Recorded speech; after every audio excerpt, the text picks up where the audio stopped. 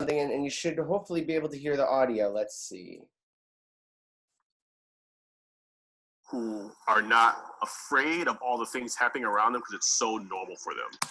Are you able to hear that? Good. Yeah. Okay, and does it sound good? Is it so you can hear it clearly? It doesn't sound like a Charlie Brown Christmas teacher? No, it's clear. Yeah, it's good. Okay, great. All right. So that will help us to do it. And does everybody have their Premiere projects open already? Yes, I do. Okay, great. So we'll start with you, Emma. Can you just tell me what is the TRT, the total runtime of your project? You know, you can see if you watch what I'm doing here, I'm taking my scroller, I'm putting it all the way at the end, and I can see that mine is 5 minutes and 9 seconds. You see that? Mm-hmm. Okay, can you do that for yours and tell me what's the total runtime of your project?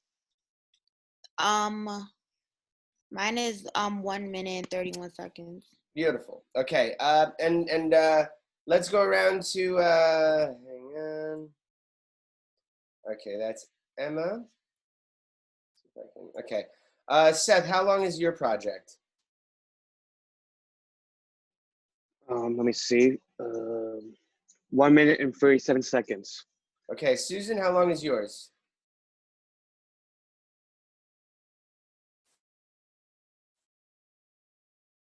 Mine is 2 minutes, 51 seconds. Okay, Omar, how long is yours? I never got Premiere to work on my system because it kept wanting to charge me. It kept wanting to make me pay for the version. So I'm using Rush. Using what's that? That's the mobile one, right? Right, but I've got it on my computer. Okay. I haven't used Rush. Hopefully it's pretty similar. Are you able to see how long your project is, what the runtime is? At this time, all I have loaded is the footage. I don't have it into a project yet. I haven't. Let me see. Can you? Are you able to share your screen? Yes. Yeah. Well, let me just take a look. I just want to see what you're working with, just so that I get an idea. Okay. I don't want to distract from the group, but yeah. That's right. It'll be quick. Specifically different. Says the other participant. It says you cannot share screen while the other participant is sharing. Okay. Very well. And Jennifer, can you tell me how long is your project? Yeah, mine right now is at 2 minutes, 23 seconds. Okay. Hang on 1 second. I'm just gonna stop sharing for 1 second. Omar, are you able to share now? I just want to get a quick peek at your Sure. at what it looks like, just so I can see how compatible this instruction will be for you. Right. Okay. Share screen. And this is my desktop. Share. Okay. All right. So okay, those are all, and this is what it looks like inside the program, right? right. This is, I'm in Rush. The only thing I've done so far is to load the footage, which is what you can see here. Okay.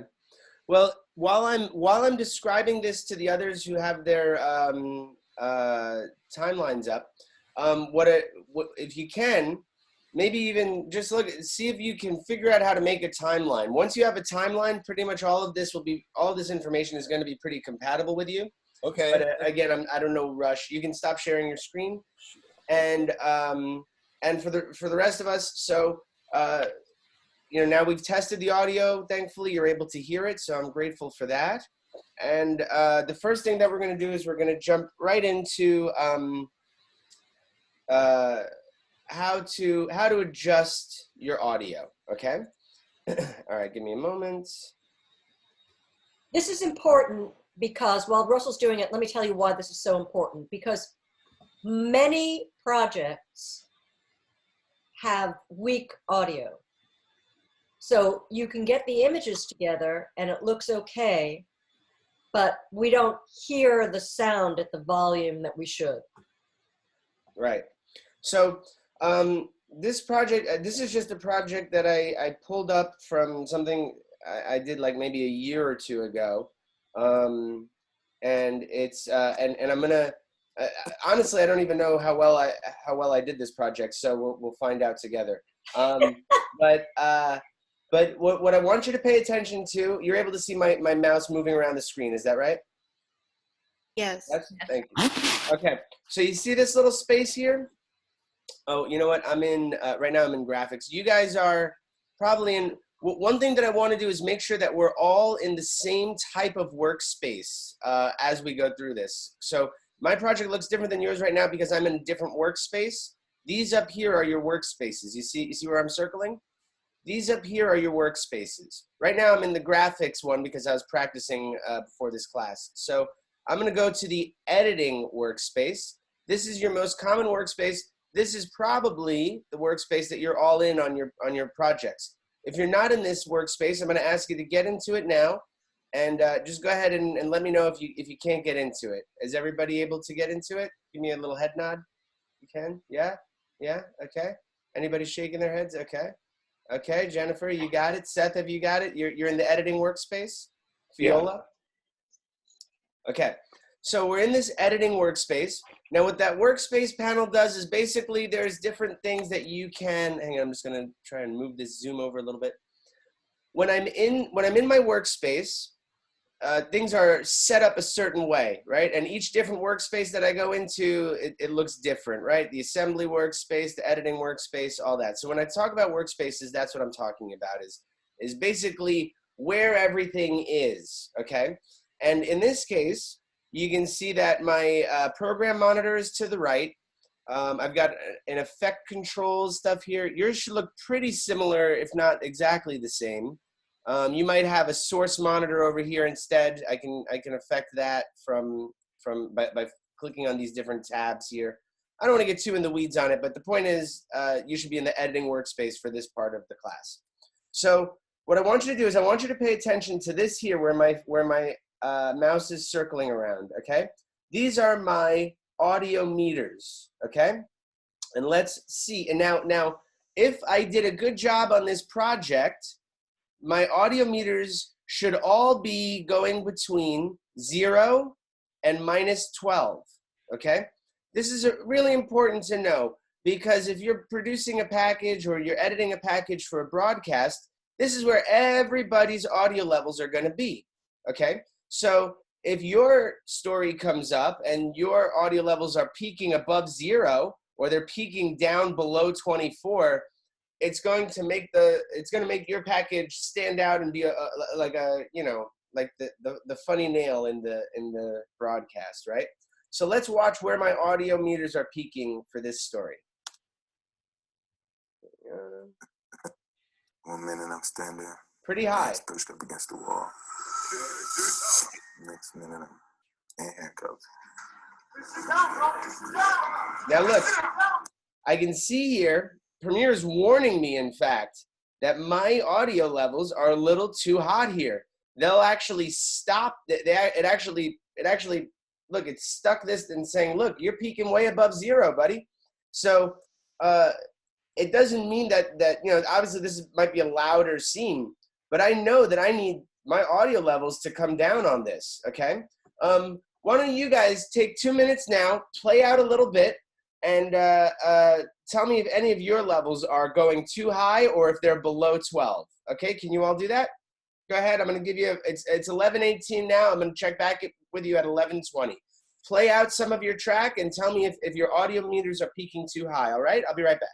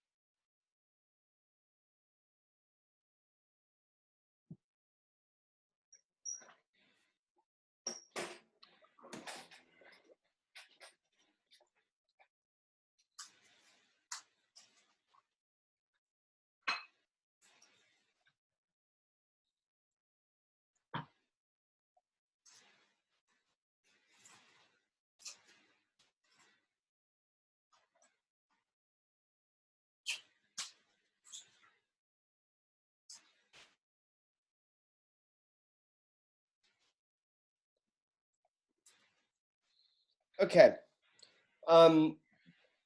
Let's start with you, Susan. Were you able to play out a little bit of your timeline? And did you have a similar problem to me where your audio was going too high at some points?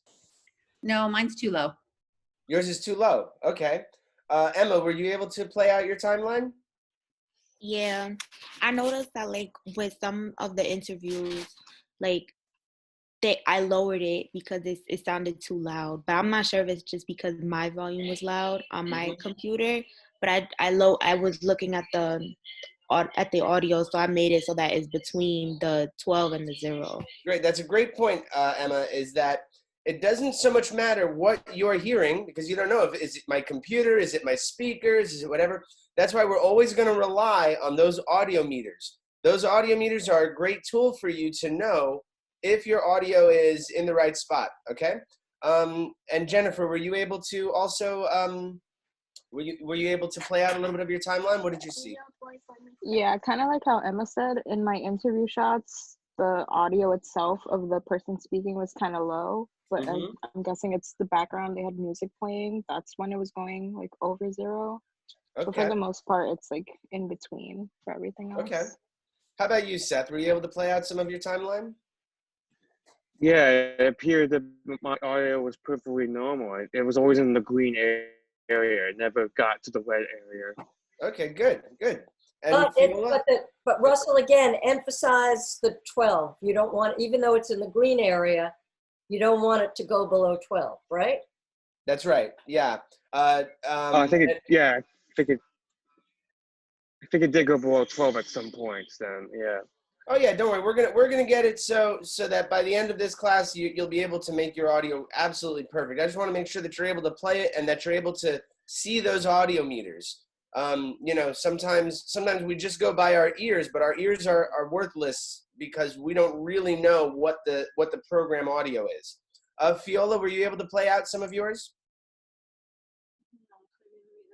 She said in the chat that hers was at 12, but she's wondering how she can make it higher. Okay, great. All right, so now I'm going to share my screen again, and we're going to look at the bad audio on mine, and I'm gonna change it, and I'm going to describe what I'm doing as I'm doing it. Okay, so here we go.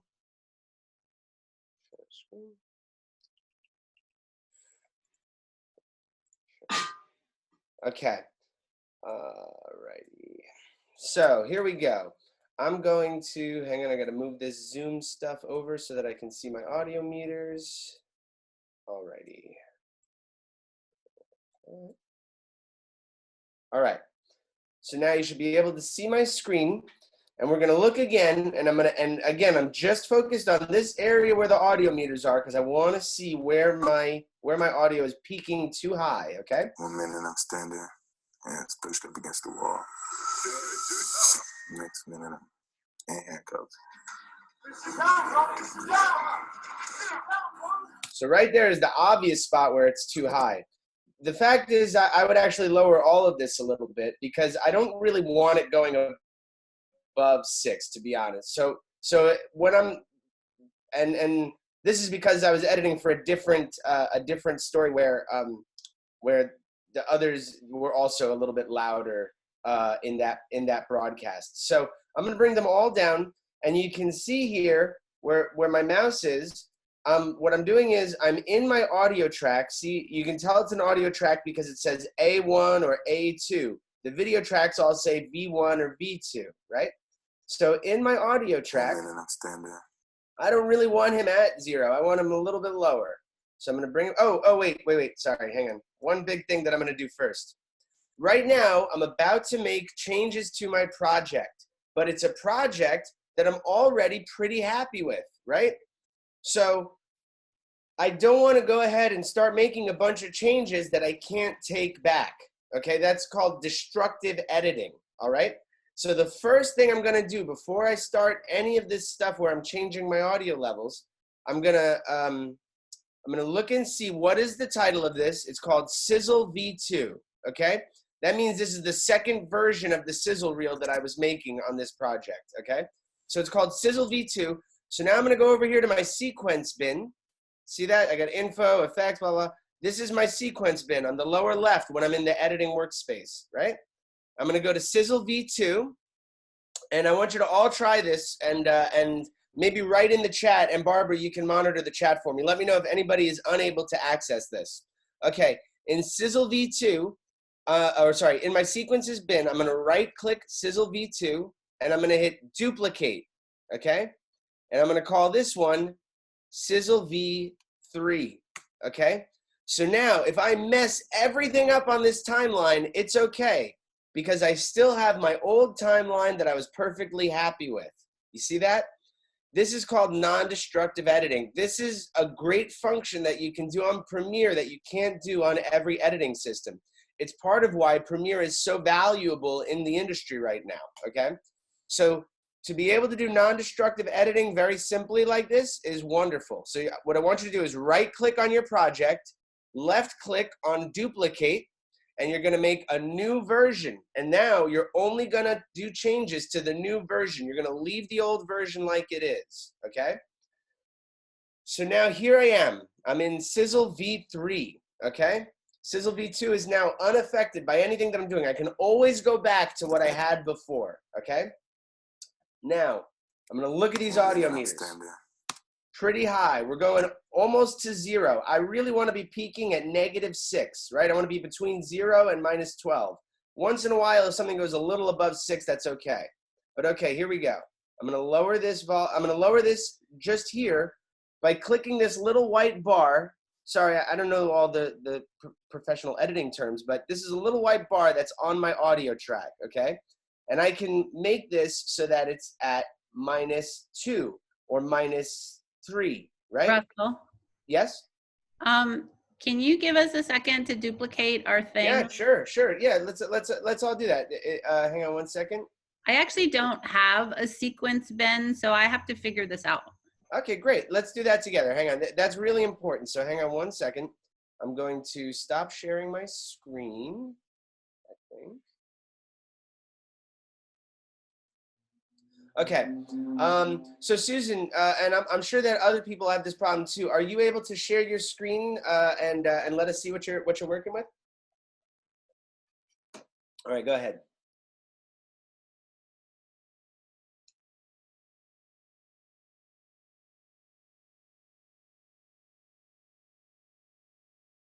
Okay. So here we go. Your slug is Thaddeus Daytime. I see. Okay. Go over to, okay, you see where it says bin interviews? That's the bin that you're in. To the left of that, I want you to click on project. Okay, great. Oh, wow, you have this very well organized. Now you see in there, Thaddeus Daytime is your sequence, right? So go ahead to it, and I want you to right click on it. Okay, and go to duplicate. Scroll down, there we go, duplicate. Okay, now see where it says copy one? I want you to change that to V2.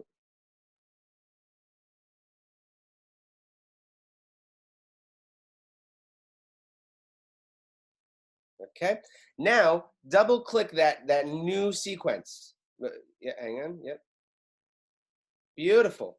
Now I want you to go to where the old sequence up here, where up on the upper. Move your mouse. No, not that high. Right next to where your sequence is. Go to where your sequence is. Move your mouse to the right. Further right. Further right. Further. Further. Further. Keep going. Keep going. Keep going. Keep going. Good. Go up a little bit. Okay. there's two tabs here. One is your new sequence and one is your old sequence. Yep, you're right on it. Now I want you to go to Thaddeus Daytime. Go ahead, click that one and close it. Hit the little X to the left. Excellent. Okay. Now, all you are working on is Thaddeus Daytime version 2. If you look over to the left on your project bin, you can see that Thaddeus Daytime is right there, and it won't be affected by anything that you do. You're only affecting Thaddeus Daytime version 2 now. That's what you want to be doing. This way, all the hard work that you've done won't be destroyed. You've got a whole new project, basically, that you're working with. Does everybody understand that? Is there any questions about that? Is anybody else having trouble getting to that, being able to duplicate their sequence? Emma, you okay? Yeah, I was actually just about to ask because yesterday when I opened my project, I kept having to link the media, even though I already saved the project like on my desktop under the Premiere file. So I went back and manually linked all the media, and I'm not sure like why it unlinked in the first place, even though I saved it, auto saved it and everything. So I can't find like a bin like for my project. Like it says just like final, it just says final project. Why don't you share your screen, Emma? Let's take a look at what you're working with. Okay. Can you see it? Yes, I can. Okay. So there we go. There's your project bin. It says final project. And okay, so the timeline that you're editing, can you just play out your timeline a little bit? No, not from there. Yep, from down there. Like, I want you to expand it, Emma. Oh.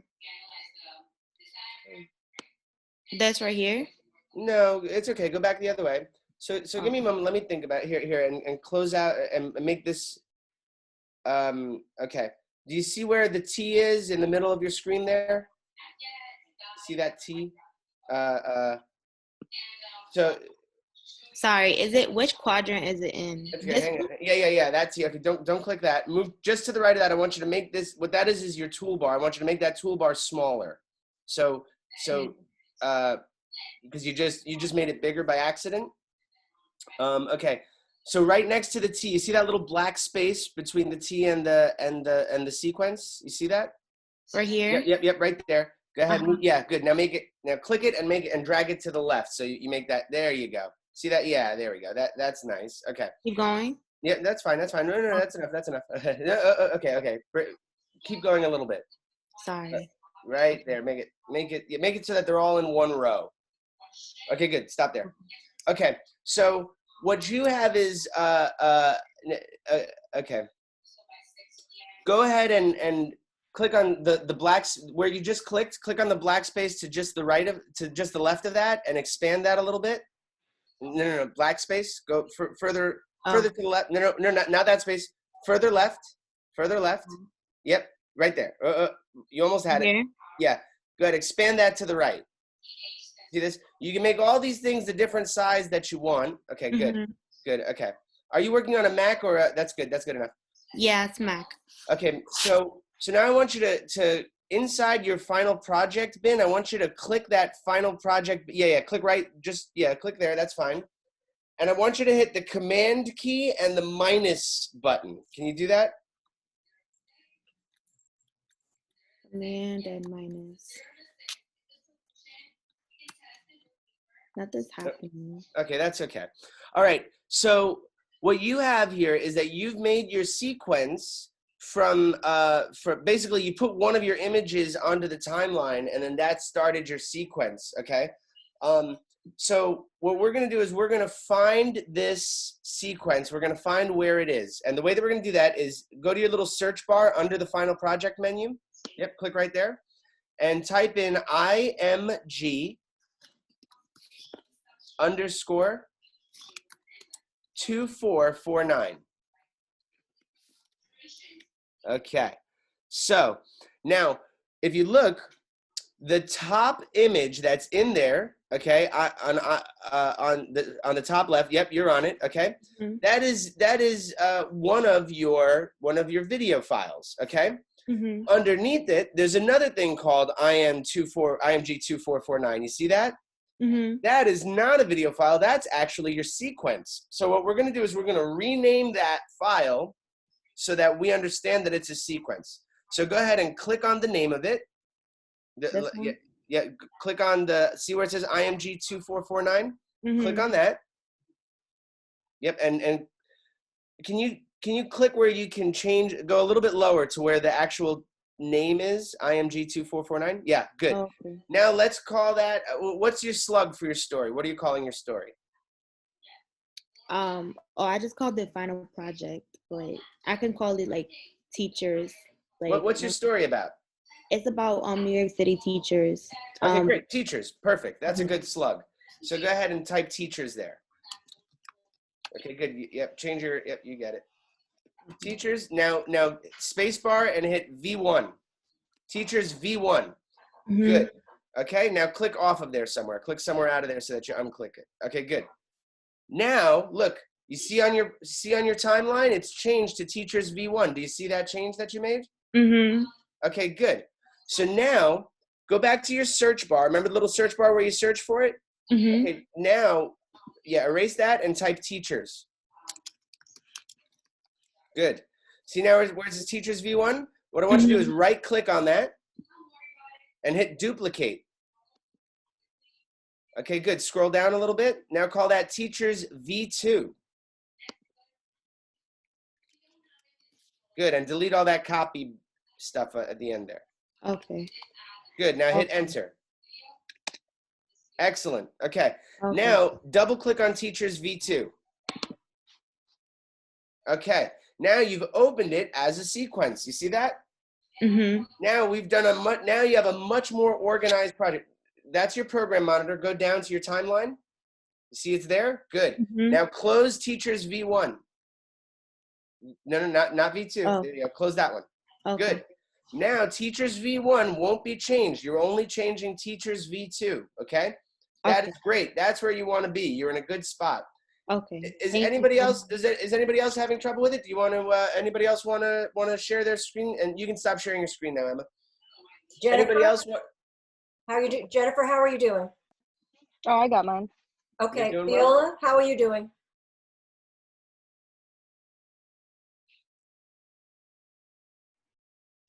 Okay, she's good. Seth, how are you doing?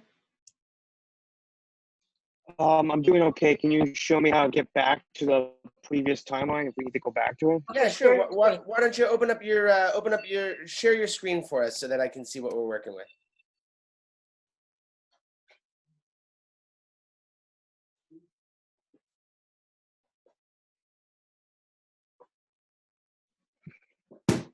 See, it's like this empty timeline, but how do I get back to my previous timeline I'm working on?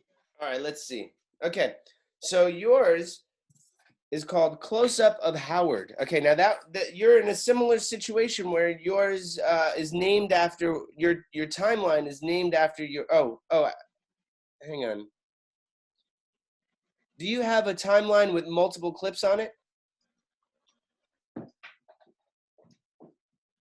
Yeah. What? Go ahead. Here, do me a favor. Scroll down in your project bin. I want you to just kind of scroll down a little bit and just let me get a look at what's there. Okay. All these recordings. Okay. That's all the way at the bottom there? Yeah. Okay. So here's how you can tell if something is a timeline or if something is an image or, you know, a video, a piece of video, okay? The way that you can tell is that you'll notice on the bottom right of each one of these clips, and this, by the way, this applies to you too, Jennifer. On the bottom right of each one of these clips, you've got a little icon. There you go. You're looking right at it. That icon there means that it's a sequence. Now go ahead up to one of the other ones. See, that icon means that that's linked audio. Move to the next one, to the one on the right a little bit. Yeah, right there. Okay, that one is... name's not popping up. Well, it's an image. It's an image. Anyway, okay, so that's how I was able to tell that Jennifer's had one that was an image and one that was a timeline. So now go back down to where you were, Seth. Scroll back down. Good. That close-up of Howard, that's actually your sequence. So double click that. Like that? Double click it in more like the center. Yeah, like that. Okay. So that is, okay, so that's the one that you were just on. Let's scroll up and look for that icon again. See if you can find another, go ahead, scroll up a little. Here we go. Building, that looks like a longer sequence. Go ahead, double click that in the center. Ah, is that your timeline? Yeah, that's my timeline. Okay, great. So we want to identify that that's your timeline. Now so the slug for this story is, what is it, garden? Yeah. Okay, so instead of calling this building shot, because you basically just named this after the first clip you were using, right?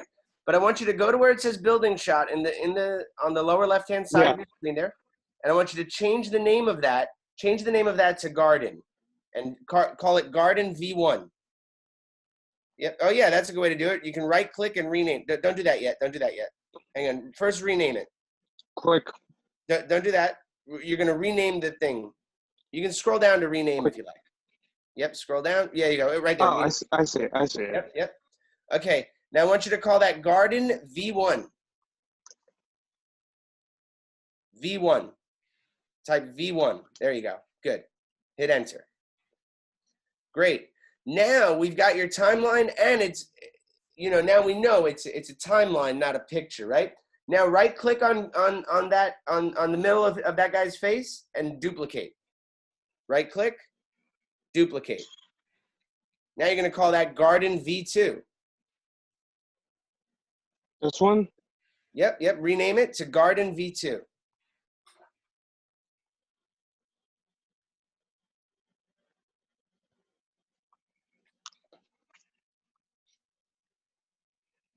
Okay, now double click it. Okay, good. Now close those other sequences so that you know what you're working on. Yeah, Like, close that thing. Yep. Close that thing. Okay. Now, just as an organizational note, one thing I like to do is I like to right click inside that project bin, and I like to make a folder that says sequences, and all my sequences just go in that folder. Okay. Obviously, you don't need to do that, but that's a good organizational tip. For now, we're just working on this timeline, and you can stop sharing your screen, Seth. Okay. If anybody else is having that issue, I think you guys are good. If you continue to have problems with it, at least make sure that you've got a timeline open. Does everybody at least have a timeline open? I think so, right? Okay. Yeah. All right. Susan, by the way, you've done a great job organizing your stuff. To see those bins, I think maybe take a screenshot of that and share it with the class one day, because that's very expert organizational stuff. So now I'm going to share. So now everybody has. Hang on one second. Sorry.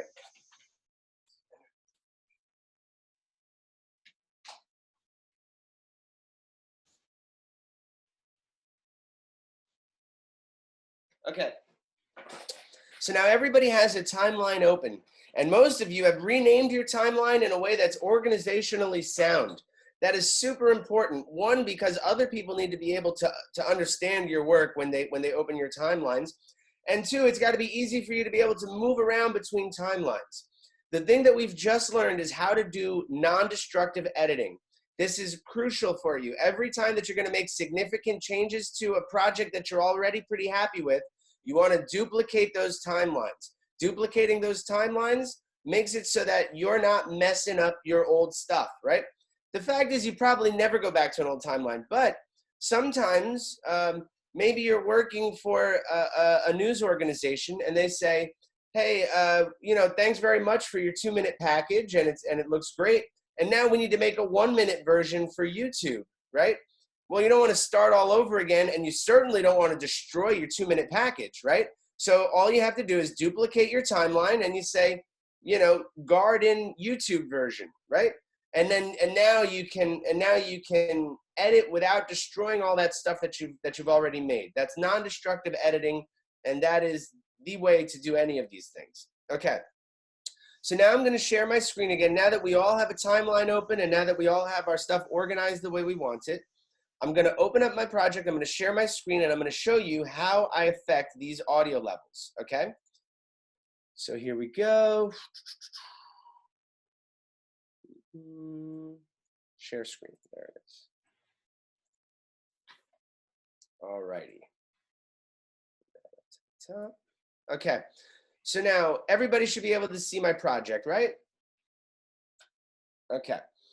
So we've got I've got this problem that my audio is too loud pretty much all around because I want it peaking between -12 and -6, right?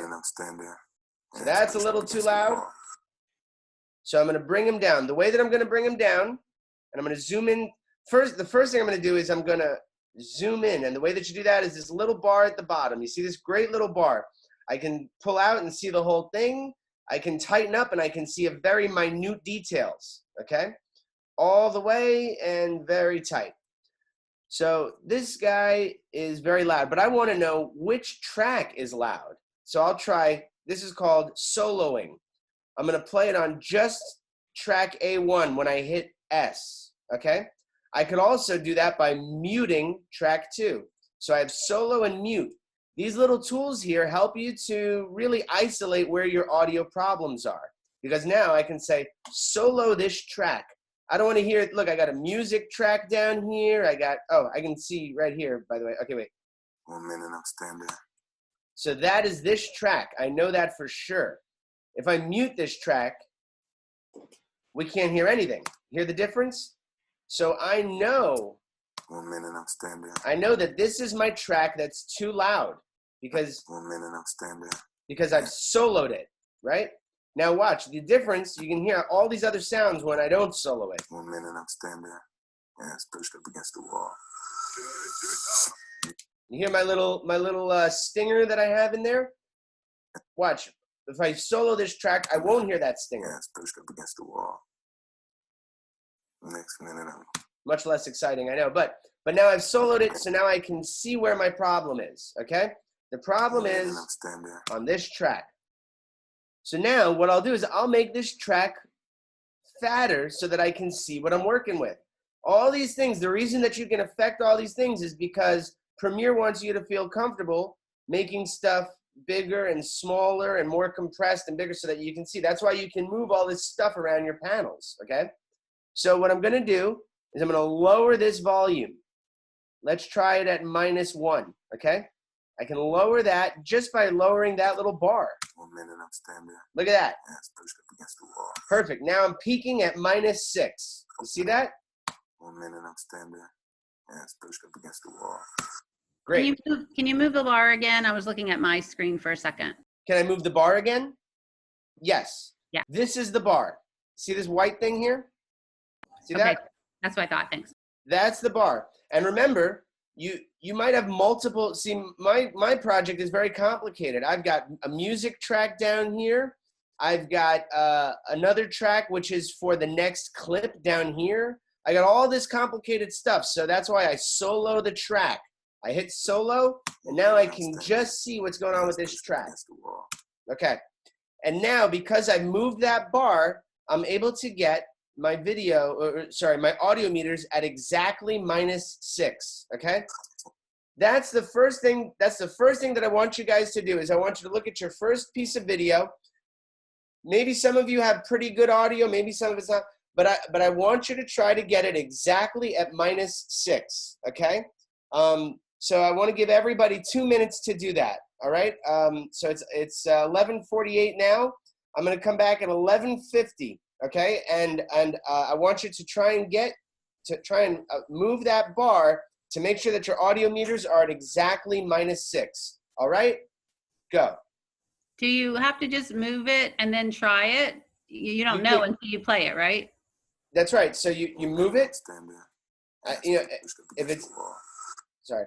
So play it. So you move it and play. It's trial and error. Okay. Move it, play it, and get it to -6. Get it so that your audio shows so that it's peaking right at -6. All right. I want to make sure that my vote is.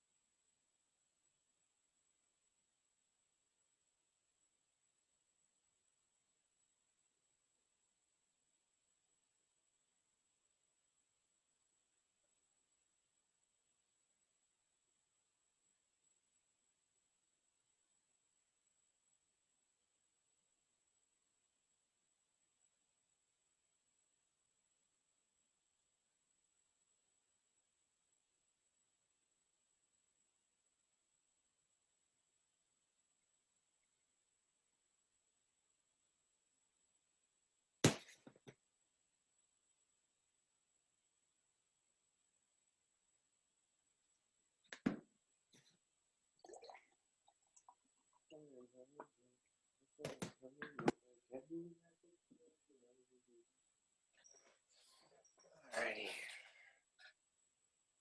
Okay.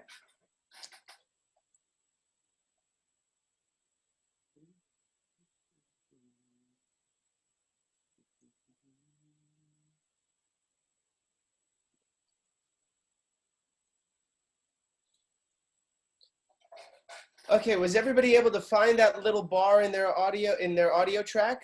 Was anybody not able to find it? Emma, you found yours? Jennifer? Seth, everybody found their bar? I found mine. Okay, great. Were you able to move it so that you got your audio meters to show that it was peaking at -6? You were? Yeah. Okay, great. Jennifer, you too? Okay, wonderful. All right. So that's our first thing that we need to know is how to change our audio levels, okay? And we can do that by moving that little bar.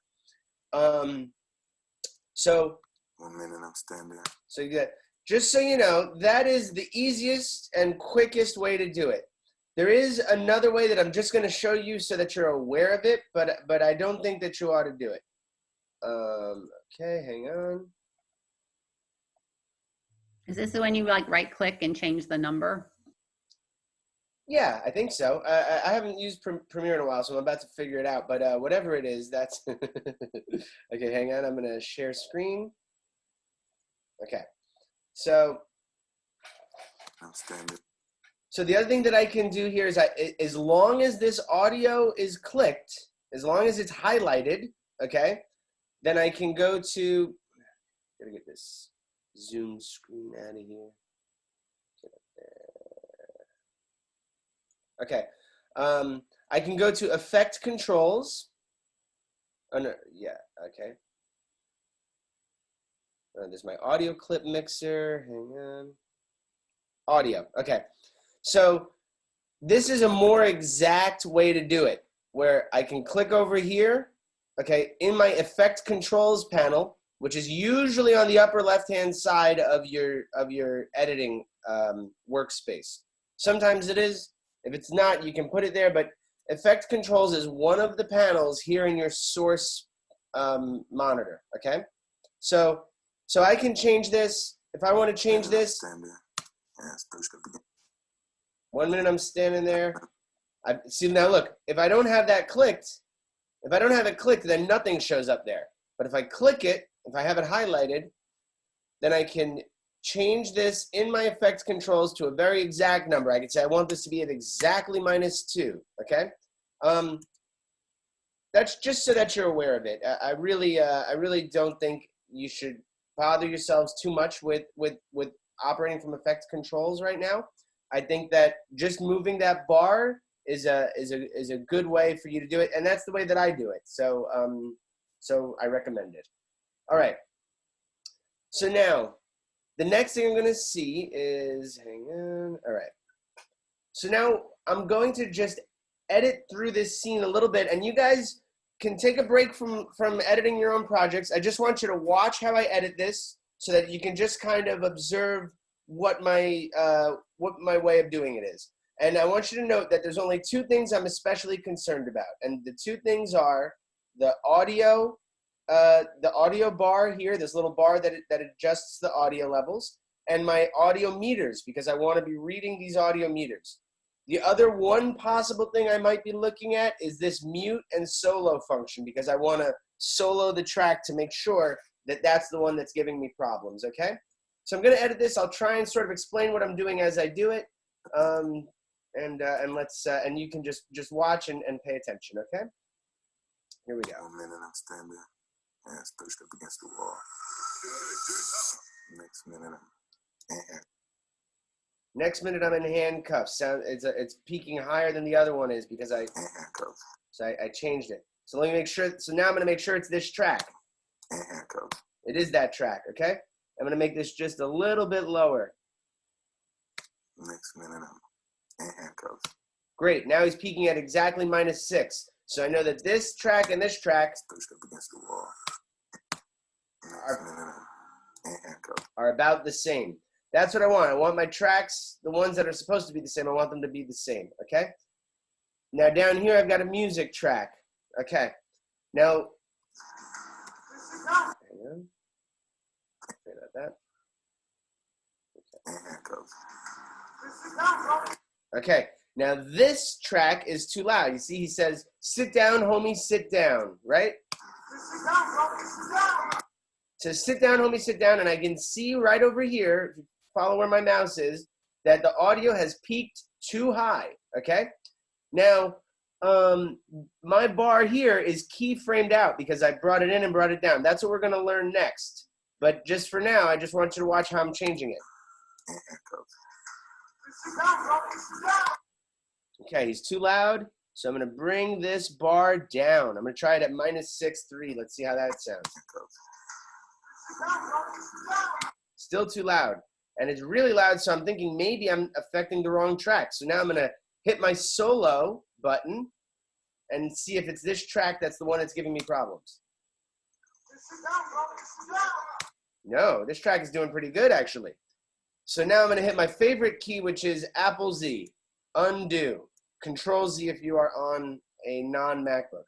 So it turns out that the audio problem I'm having is not from this track. This is the track that is connected to this footage, right? It's actually from the music. I made the music too loud, which my editors tell me is a typical problem of mine. So I've made the music too loud, and it's causing a peaking over 0. Okay, so now I'm going to solo my music track and confirm that that's the problem. It is. Look at that. I've soloed this track. I can't hear anything when I play it out except for this track, and I can see that it's gone too high, right? So now I'm going to bring this down. Here we go.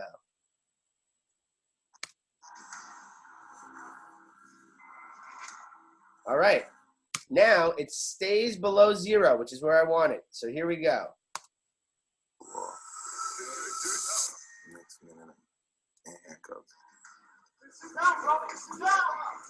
Still a little too loud.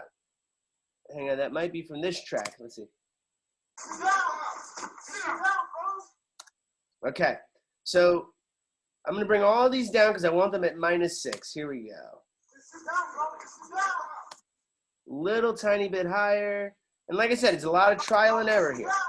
Good, that peaks at -6. Now I'm going to solo this track. And I'm going to make sure that this peaks at -6. A little too loud. Let's try it right here. Okay, they're both at -6. Here we go. Now I'm going to play it out.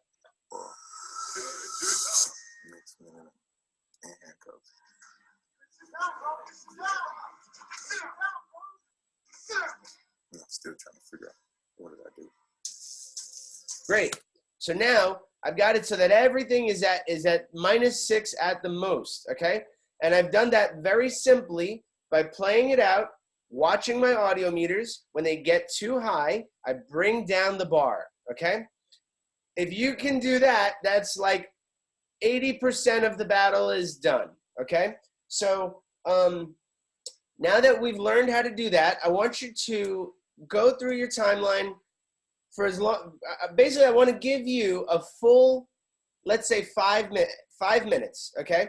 And I want you to go through your whole timeline and move that bar and watch those audio meters.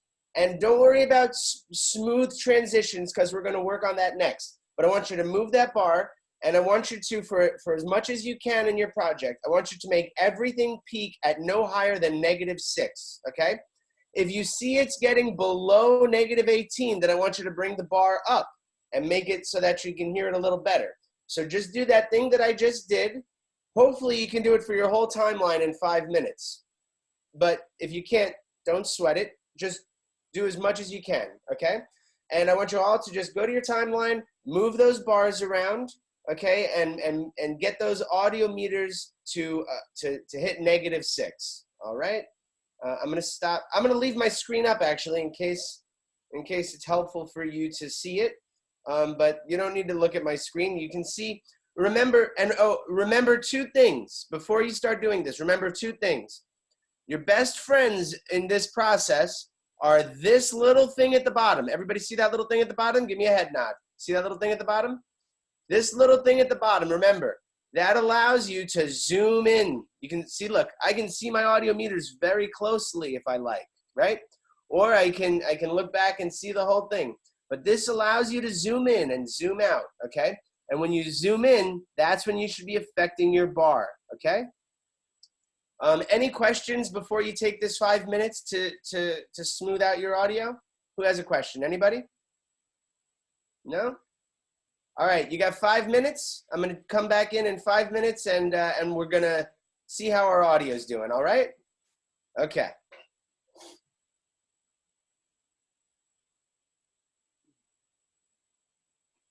Professor? Professor? Oh no, sorry. For Professor Taylor. Okay. Sorry. Professor Taylor. You're muted, sorry. I know, I'm here. Sorry. I have a quick question. So we don't have to have music in our project, right? Totally not. Just Okay. make it simple. But you have to have good audio. Mm-hmm. And I guarantee you, when you first put it down, when you first create your timeline with your sound bites and with your tracks, everything is going to be very uneven. So this is really important to figure out. Okay. I hope it's helpful. Is this helpful for everybody? Yes, very helpful. Okay.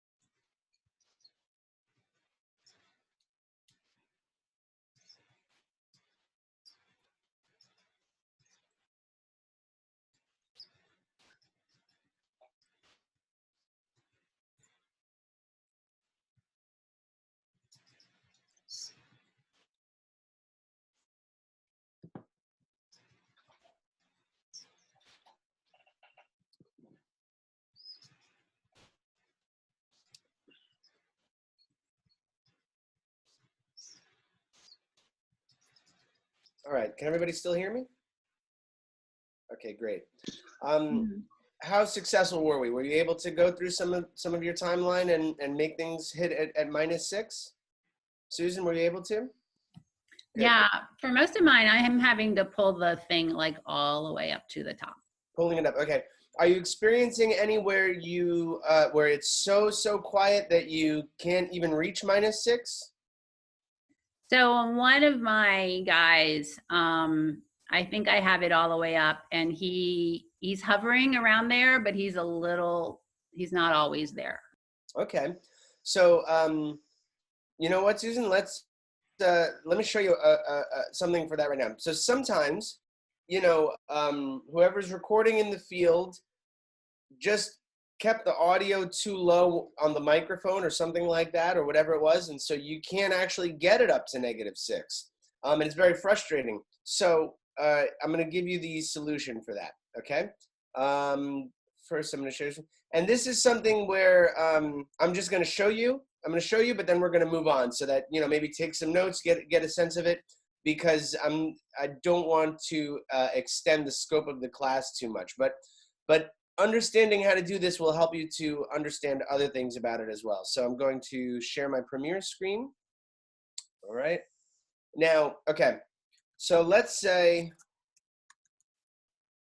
now, you know, I often have the luxury of having professional audio technicians working with me, so I don't have this problem much anymore. But when this happens, all right. Is rampant among police. Police have been running rampant.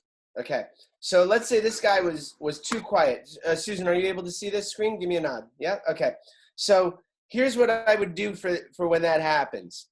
I'll take my mouse. See my mouse here, and I'm going to bring it. I'm going to go over to Effects, the Effects panel. Okay, Susan, do you see the Effects panel on your editing workspace? See how I've got my sequences bin, right? I've got my Effects panel. You see that, Susan? No. Hang on, I'm looking. Oh, okay.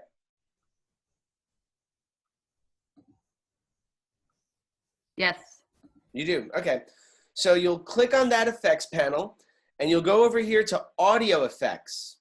Okay. Now there's a million effects here. What a pain in the neck. It's really hard to sort through all these, but all you have to do is go to the search bar and type gain. Okay. And then,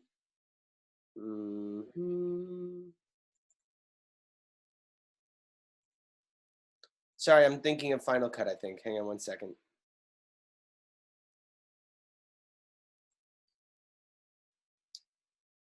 I think actually it's going to be volume. So you, when you hit the search bar and you type for something, it'll show all the things that are available to you there. And now watch what I do, Susan. I'm going to drag volume right over to the audio track that's giving me trouble, okay? Drag volume over. And now what that allows me to do is, over here in the effects control panel, it gives me a whole second amount of volume that I can add to this, okay? Let me not do it for you. But, so now, because you've made the audio as high as you can and it's not high enough, you need more volume. So drop that volume right onto that track. And then you've got two, basically it's like adding to that bar. And that's why I showed you earlier, that's why I showed you that you can do stuff in this effects panel with your volume. Because when you need to do something unusual, like adding a whole lot of volume to get it up to -6, you need to understand how to use this effects controls panel, okay? So again, that's something I'm not gonna get too deep into right now, but make a note of it because you'll be able to fix your project, you know, from your notes later with that. And then since I don't actually wanna do that for this clip, I'm just gonna delete it. But okay. Among police have been. So good. So now we've learned how to move our audio bar up and down, okay? And we've learned how to monitor our audio using our audio levels meter, okay? The next thing that we're going to learn is how to transition between two different audio channels, okay? Sorry, two different audio tracks, okay? And remember, when I say track, I don't just mean track like when your reporter is tracking something.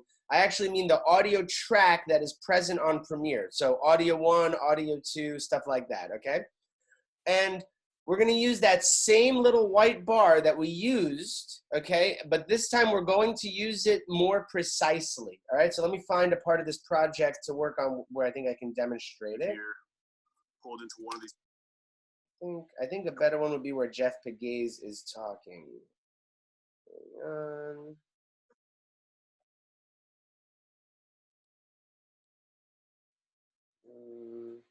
I'm gonna have him walking and talking.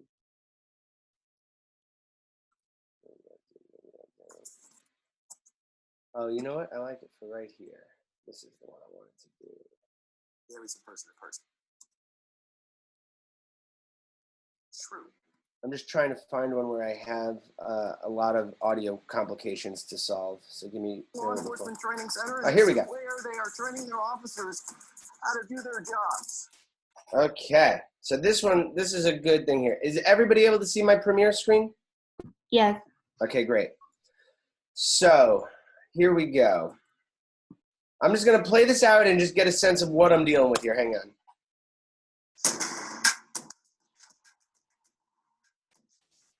We have just arrived at the Southern Arizona. So hang on. Seems like my computer's moving a little slower than it should. It's a person to person. We have just arrived at the Southern Arizona Law Enforcement Training Center, and this is where they are training their officers how to do their jobs. He's handcuffed. Okay, good. So here you can see I've got to come off. I've got Jeff talking, right? And I've got to fix his volume and stuff. And then right after he's done talking, I got somebody else talking.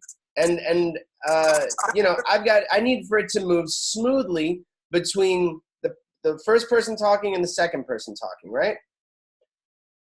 So let me just look at We it. have just arrived at the Southern Arizona Law Enforcement Training Center, and this is where they are training their officers how to do their jobs. Okay. So the first thing is that I'm going to make sure Jeff's audio is peaking right. Southern Arizona It's a little bit loud. I'm going to bring it down just a little. Law Enforcement Training Center, and this is where they are. There we go. Now I'm peaking at -6. That's where we want to be. Okay. We have just arrived at the Southern Arizona Law Enforcement Training Center, and this is where they are training their officers how to do their jobs. Okay. So notice I've got Jeff. He's my main audio here, right? So I've got him on track A1, right? And I've got the rest of my audio, which is more natural sound, right, on track A2. Okay, so that's typically a good move. Is that you don't necessarily want the audio and the natural sound to be on the same track, because you want to be able to you don't want your dialogue audio and your natural sound to be on the same track, because you want to be able to affect those things independently. Maybe I want to crank up that audio so that I can really hear the handcuffs clicking together, right? Or maybe so I want them on a separate track. So the first thing that you should do is take your audio of whoever's actually speaking and make sure that that's all on audio track A1. And any other audio, you want it on A2 or A3. If obviously you probably don't have music in your project, but I have music. I keep it on track A5, right? Because I like to keep track A4 available for any kind of stuff. You can see on my track A4, I've got stuff there where usually if something's on A4, it means that I had to fix some audio thing. And I keep track A4 open for that, okay? But basically, your primary audio goes on A1. Your secondary audio goes on A2. The rest, you can kind of figure out as you go. But that's a really good thing for you to do for your projects now, because you're going to have to move from those audio tracks from one to the other, okay? So since I have this one here, I'm going to use my little tool to zoom in, right? We have just arrived at the Southern Arizona Law Enforcement Training Center, and this is where they are training their So, officers how to do their jobs. okay, so I want that ta-da. I want that ta-da to come in smoothly, right? So what I'm going to do, their jobs. yeah, this is already a pretty good piece, so let me make it less good. Hang on. Let me try and make it more like what yours might look like, okay? Hang on.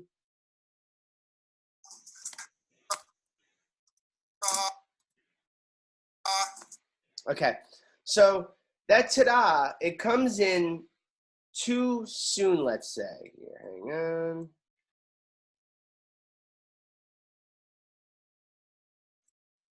Okay, so let's imagine that ta-da comes in too soon. Arrived at the Southern Arizona Law Enforcement Training Center, and this is where they are training their officers how to do their jobs. Or you know what? Here we'll say as if I'll say we're gonna end the track at training their officers. Okay, so now I have a problem because he says they're training their officers, and ta-da steps right on the audio. Southern Arizona Law Enforcement Training Center, and this is where they are training their officers how to do their jobs. Okay, so what I want to do is make it so that we hear ta-da, right? I want to hear ta-da, and I don't want to hear Jeff Pegues, the correspondent. I don't want to hear him talking, right? I just want to hear the ta-da. Hang on. And, oh. Officers. And I don't want to hear that little, right? Officers. Actually, I do want to hear that. That's a nice sound pop. But okay. Sorry, I'm getting too deep in the weeds. Law Enforcement Training Center, and this is where they are training their officers how to do their job. Okay, so what I want to do is I want to lower Jeff where he says how to do their jobs, and I just want to hear ta-da is what I want there, right? So here we know about this track, and we know about how to move that audio bar down, right? So I can move him down or up and make him louder or quieter, okay? But I want to specifically make a part of his track quieter, right? So this is a more advanced technique where I'm not just affecting the audio of the track. I want to make some of the track loud and some of the track quiet. And the way that we can do this is with keyframing, okay? The term is called keyframing. And what that means is I'm going to put a keyframe, which is basically like a little decimal point on my white audio bar, okay? I'm going to put something there that indicates at this time I want the audio to come down, okay? So here's how I do it. I look at this bar, right? See this bar that I know is where my audio is, right? And what I'm going to do is I'm going to hit Command. Is everybody working on a Mac, or do some people have a Windows system? Everybody, what? Tell them. Mac. Omar, you're on a Mac? Anybody else? Okay. I'm on an HP. You're on an HP. Okay. So I think, what is the command? Hang on 1 second. She may know. Jennifer, do you know what the equivalent is? Not really. That's okay. Hang on. So I think it's probably going to be your control key. You can test it right now and tell me for sure, okay? Okay, so what I'm going to do here is I'm going to make a keyframe by going to the spot on the white audio bar that I want to affect, okay? That's right here. This is where I want to affect, right? So if that's where I want to affect, I'm gonna go to that spot. I'm going to hit Command. Now look what it did. You see how it changed my mouse from black to white? See that? It's changing my cursor to let me know something's different here, right? So when I hit Command, instead of just, what normally happens when I click this bar is that I can move it up and down. But when I hit Command, what's going to happen is my cursor is going to change to white, and I click, and it puts a little decimal point there. I don't know if you can see here. Let me make it bigger if I can. this track bigger. I'll just drag it up. Okay. So I'm doing that so that you can see more clearly. And you can always do that when you want to affect something. So I'm going to do it again. I want my audio to come down here, okay? So I'm going to hit Command. It turns my cursor white. Boom. I click it with I do a left click on the mouse, and now I have a little decimal point there. That little decimal point means something can change after here, okay? But the only way to really do it is to make 2 keyframes, okay? These little points are called keyframes. I have to make a second keyframe to say where I want it to go, okay? Think of a keyframe as a point in time, all right? And your second keyframe is the next point in time. When you learn how to do this for audio, this will also help you with putting effects in. It'll help you with everything. If you put these keyframes in, you can control how your media changes across time. And in this case, I want my media to get quieter at this point in time, right? So to do that, I'm going to put a second keyframe, and I'm going to drag this keyframe down. Look at that. Dragging it all the way down, okay? So now watch this. Training center, and this is where they are training their officers. Ta-da! So now, I don't hear what Jeff said. Remember what Jeff said before, how to do their jobs. And this is where they are training their officers how to do their jobs. Right? But I don't want them to say how to do their jobs. So I made these 2 keyframes, and I made it before he says how to do their jobs. And I'm dragging this keyframe down, okay? Now what you're seeing here are my audio meters. So I'm able to see what he's saying while these audio meters are going. Arizona Law Enforcement Training Center, and this is where they are training their officers. Ta-da! He's handcuffed. So this is big. Being able to move your keyframes, okay, is crucial for you, because this is how you're going to mix all your audio together. You're going to make some get quieter while others get louder.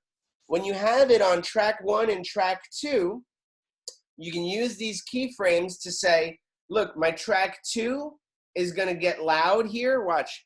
Maybe I don't want to hear that little officers. You hear that, the handcuffs clicking, right? Officers. I don't want to hear those handcuffs clicking because it's interrupting Jeff. Officers. Okay.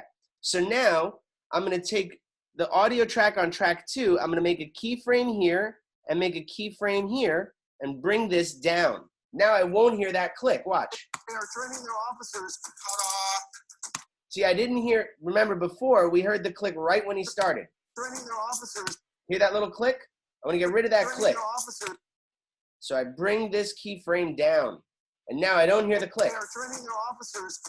See how the click goes away? Okay.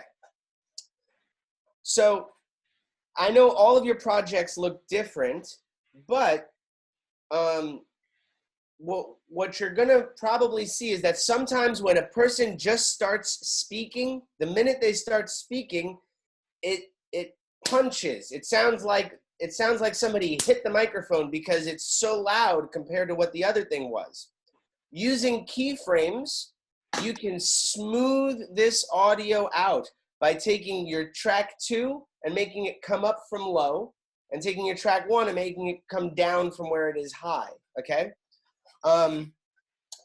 So what I want you to do is, we don't need to actually smooth the audio yet, but I want you to take 2 minutes and tell me if you're able to do keyframes, okay? Just to literally make the keyframe, to put the keyframe on your timeline, all right? Who was it that was working on a PC? Me. That's you, Jennifer. Okay. Yeah. Can you please, are you looking at your timeline right now? Yeah. Okay, so you're looking at your timeline, and can you go over one of your audio tracks to where the white bar is? Just hover over it. You see how I'm hovering over mine? Mm-hmm. Okay, so hover over that audio track, and I want you to hit Control and tell me if that turns your cursor white. Does that turn your cursor white? Yeah. It does. Okay. So when I say Command, you just need to hear Control. Okay. Okay. When you have control, that's what you're going to do is you're going to turn your cursor white, and that's how you're going to put your keyframes along your audio track, okay?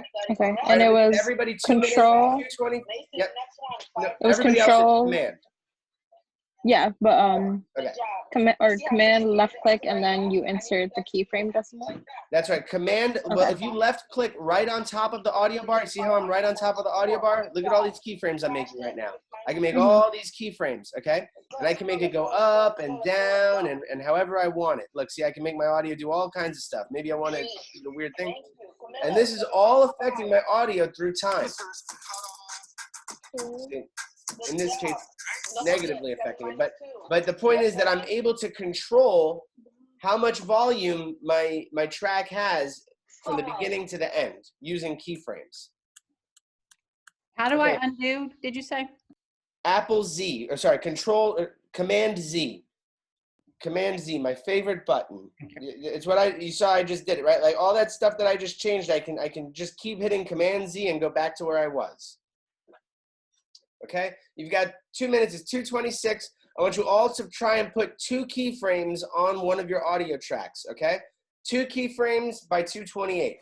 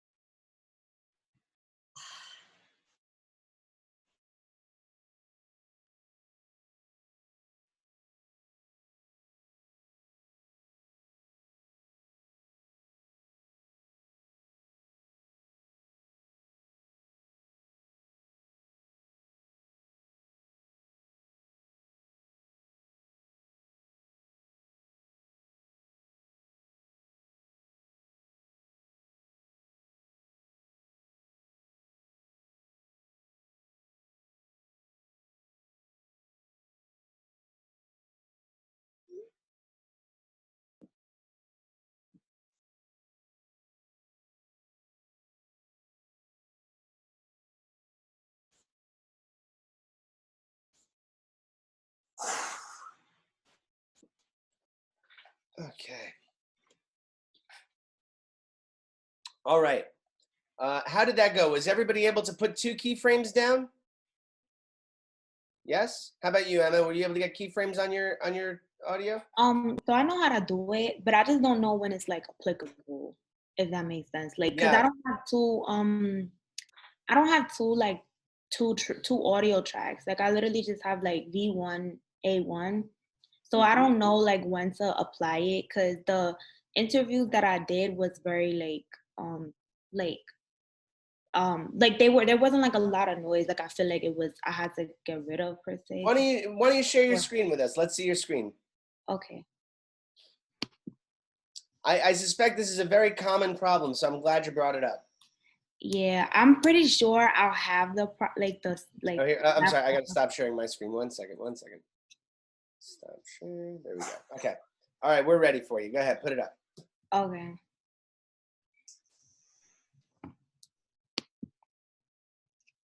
Okay.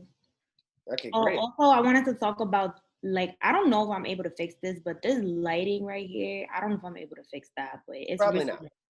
I don't want to leave any room for the professor to say anything. So I want to get rid of this light right here. If that's possible. What that is it's a good learning experience for the future. You want to get lighting right in the field when you can. Yeah. And you want to get the light in front of their faces, not behind them. Yeah. That said, look, mistakes happen. The audio is more important, to be honest with you. What they're saying is more important than how they look. So go ahead. Why don't you play out what you have here? Go ahead. Okay. So we were going to school to take Zoom classes, which made no sense. Como te sentiste? So they sent the letter to your house, or they gave it to you in person? It was in person.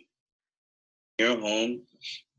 You don't really, I don't really learn through a computer. Like I have to. Okay, great. So go ahead. Pause. Stop playing for a minute. Mm-hmm. Okay. Also, so you can move around your timeline just by hitting spacebar. You don't need to always hit in the source monitor, but in the program monitor rather. But I don't want to affect it. But what you're doing is fine. Okay. So right there at the very beginning of your, can you just move your cursor backwards a little bit? I just want to see. Go ahead. Pretty cool. So you have two angles on this thing here. Okay. So now right there at the very beginning, go ahead. Just play from the spot where one goes to the next. Go ahead. Play it. Go ahead. Play it. It was in person. You're home. Right okay. there. Good. Okay. So here's what I want you to do, and this is just. I think this will be good for everybody to watch, and you're going to be the demonstrator now. So the first thing I want you to do is click on the second one. On the second right there. Yep. And just move it to the right a little bit. Click on it and move it to the right. Good. Okay. Now, I want you to do to move your mouse just to the very left of this. Yep, right there. Yep. Get to the red. See where your mouse turns red? Okay. Mm-hmm.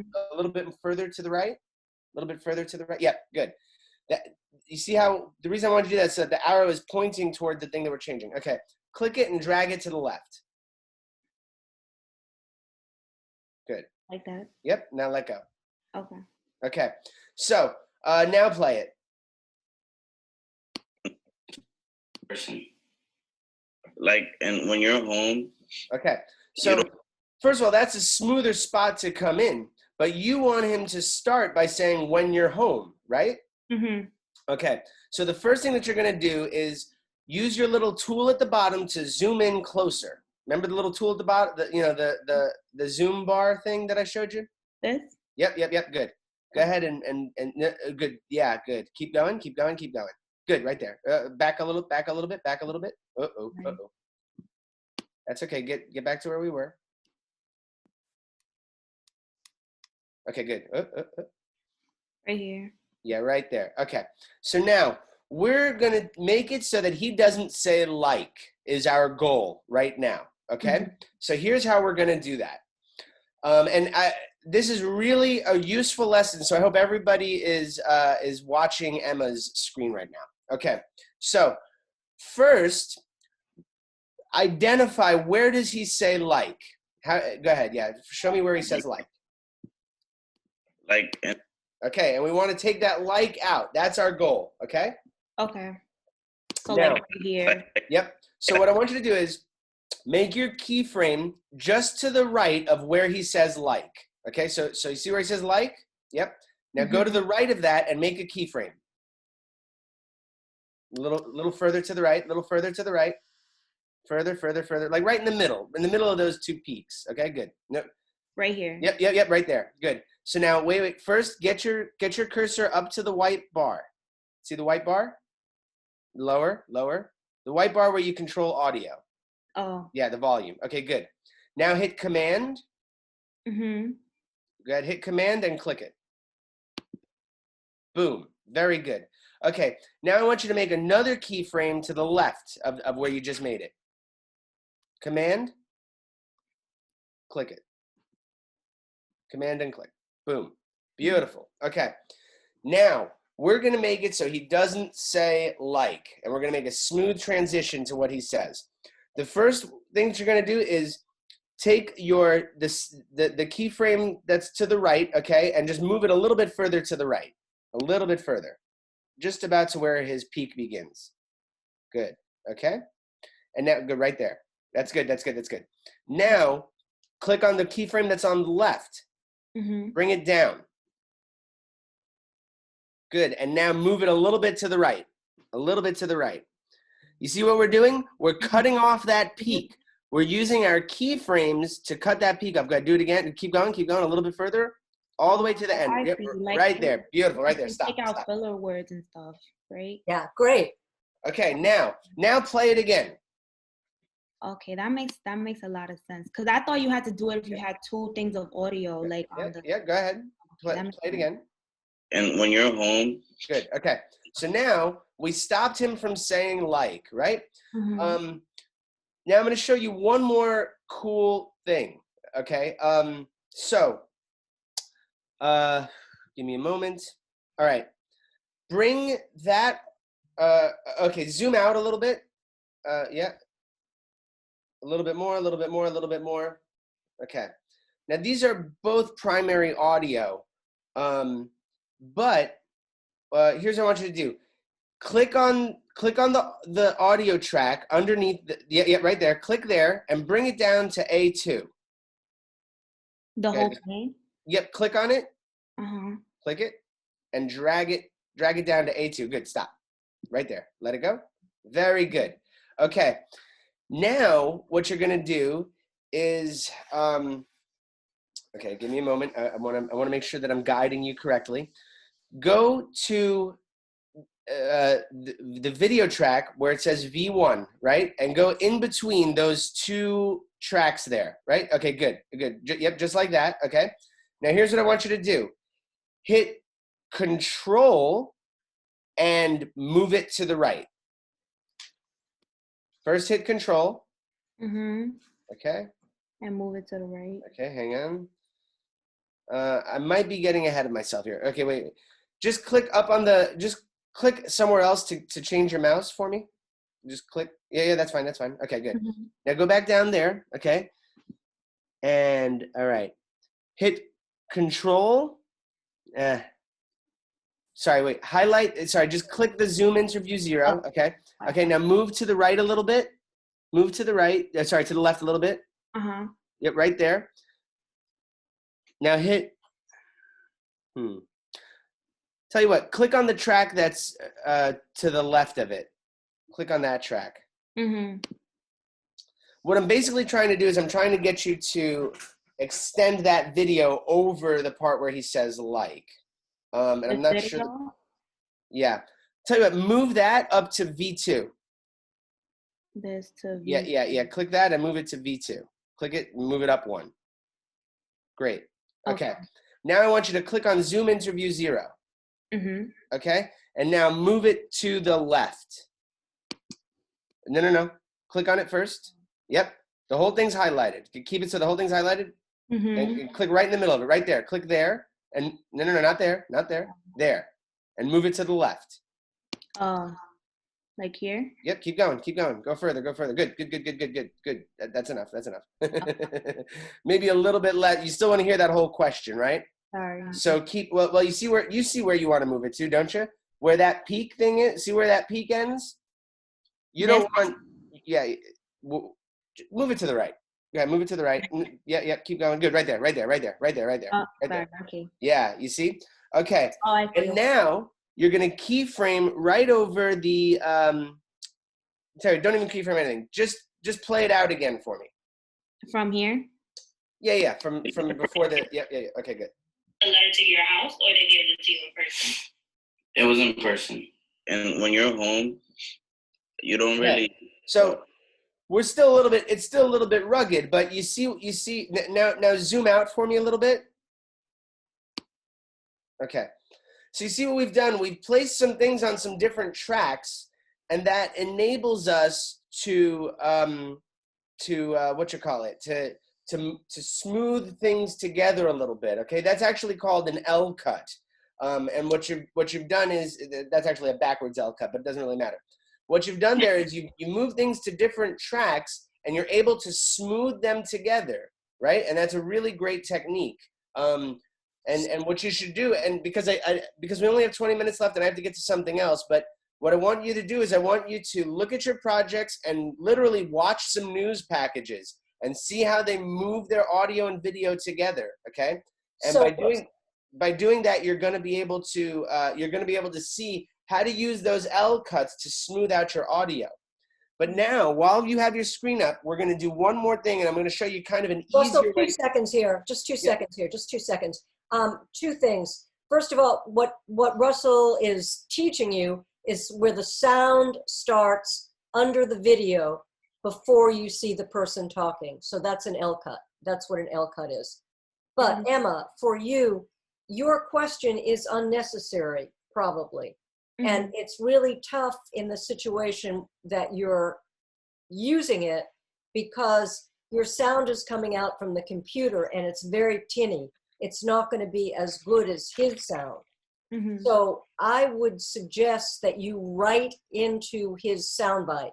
In other words, you would have a track that would say, you know, what's his name? What is his name? Isaac. Sorry, Isaac finds this all tough, and then he says it's rough. You know, that's a more natural way to do it. So you have to do more writing. The cheap way to do it. You have to make an audio track. Yeah, you do the audio track. This will be, Emma, this lesson will be much more helpful to you when you have an audio track where you as the correspondent are explaining the story, right? And then you can, you know, you'll be smoothing between your audio tracks and their speaking tracks, right? Now, there's one more thing that I want to do while you have your screen up. And what I want you to do is I want you to hit Command Z a couple of times because I'm going to show you one more easy trick. But I don't want you to undo all that you did, just undo a little bit. So you're going to hit Command Z until I tell you to stop, okay? Again. Okay, hang on. All right, again. Okay.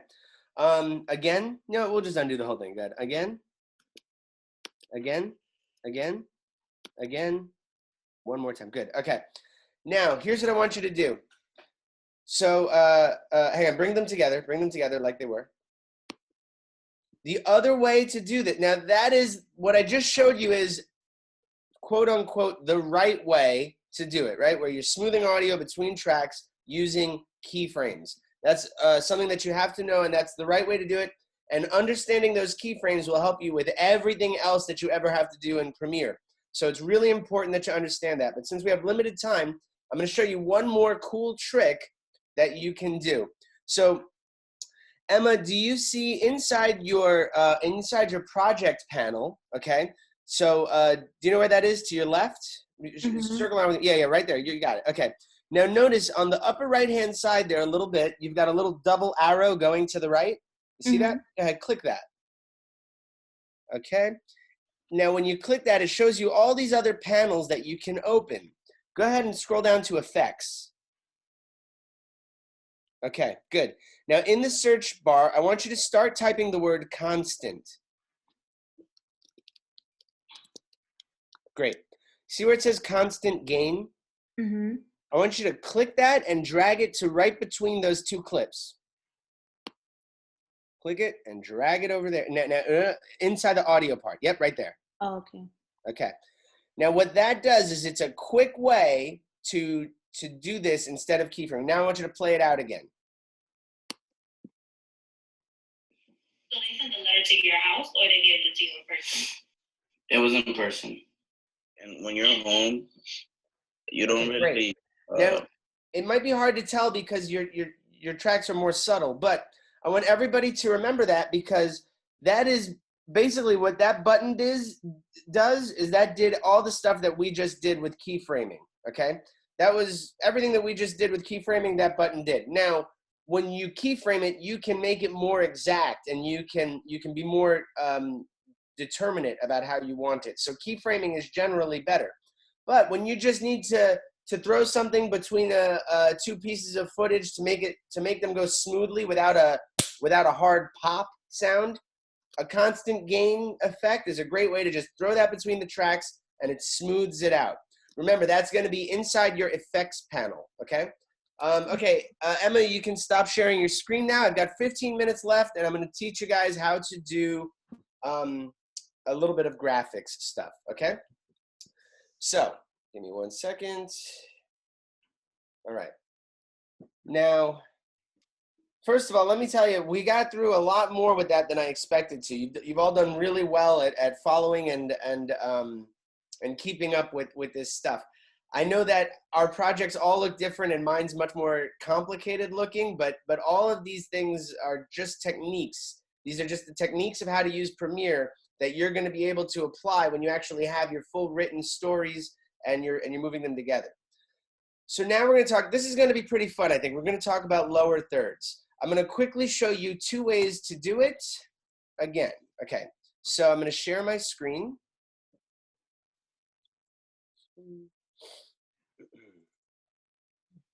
Okay, so you should see my Premiere project now. Is that right? Everybody sees it? Yes.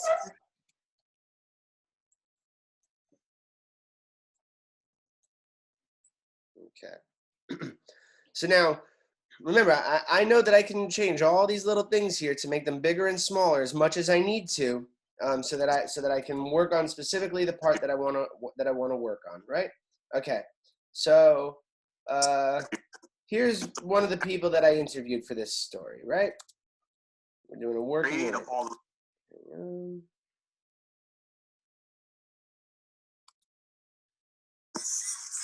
We have 12-year-old boys who are not afraid of all the things happening around them because it's so normal for them. Oh, so he came around here twice, okay. So he was driving down here, and then he had pulled into here, pulled into one of these parking spots. Okay. So we know that this guy is talking, right? What I can do here to make a title is, and please pay attention, I'm going to have you all do this in 2 minutes, okay? Here's how I can make his title. I can, I just want to smooth everything out here so it's easier to see. So again, I'm just moving these panels around so that I can make them easier for me to work with, right? There we go. Okay. Now, we've been working primarily in the audio tracks of Premiere since this class began, all inside the audio tracks.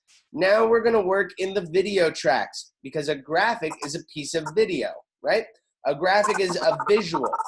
So we have 12-year-old boys who are not afraid of all the things happening around them because it's okay. Now let me see if I want to put a lower third here. I want to put a lower third if he's talking in this spot for more than, say, 4 seconds. so normal for them.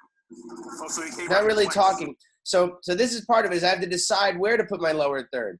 I don't want to put a lower third there if it's less than 4 seconds because my audience won't have the time to read it, okay? So he was driving down here, and then he had pulled into here. Okay, so there I have about 4 seconds to work with. So that's where I want to put my lower third, okay? So the way that I do that is I use my tool panel right over here, my little control tool panel, right? And I'm going to take this type tool, okay? And I'm just going to stick it right here. Sorry, actually, I'm going to click the type tool, and that's going to change my mouse. You see, if I have this button selected, it'll be an arrow. If I click this, it'll be a blade. But if I click here, it's a type tool, just like you have in Microsoft Word or something, right? And then if I can draw my little box that I want, okay?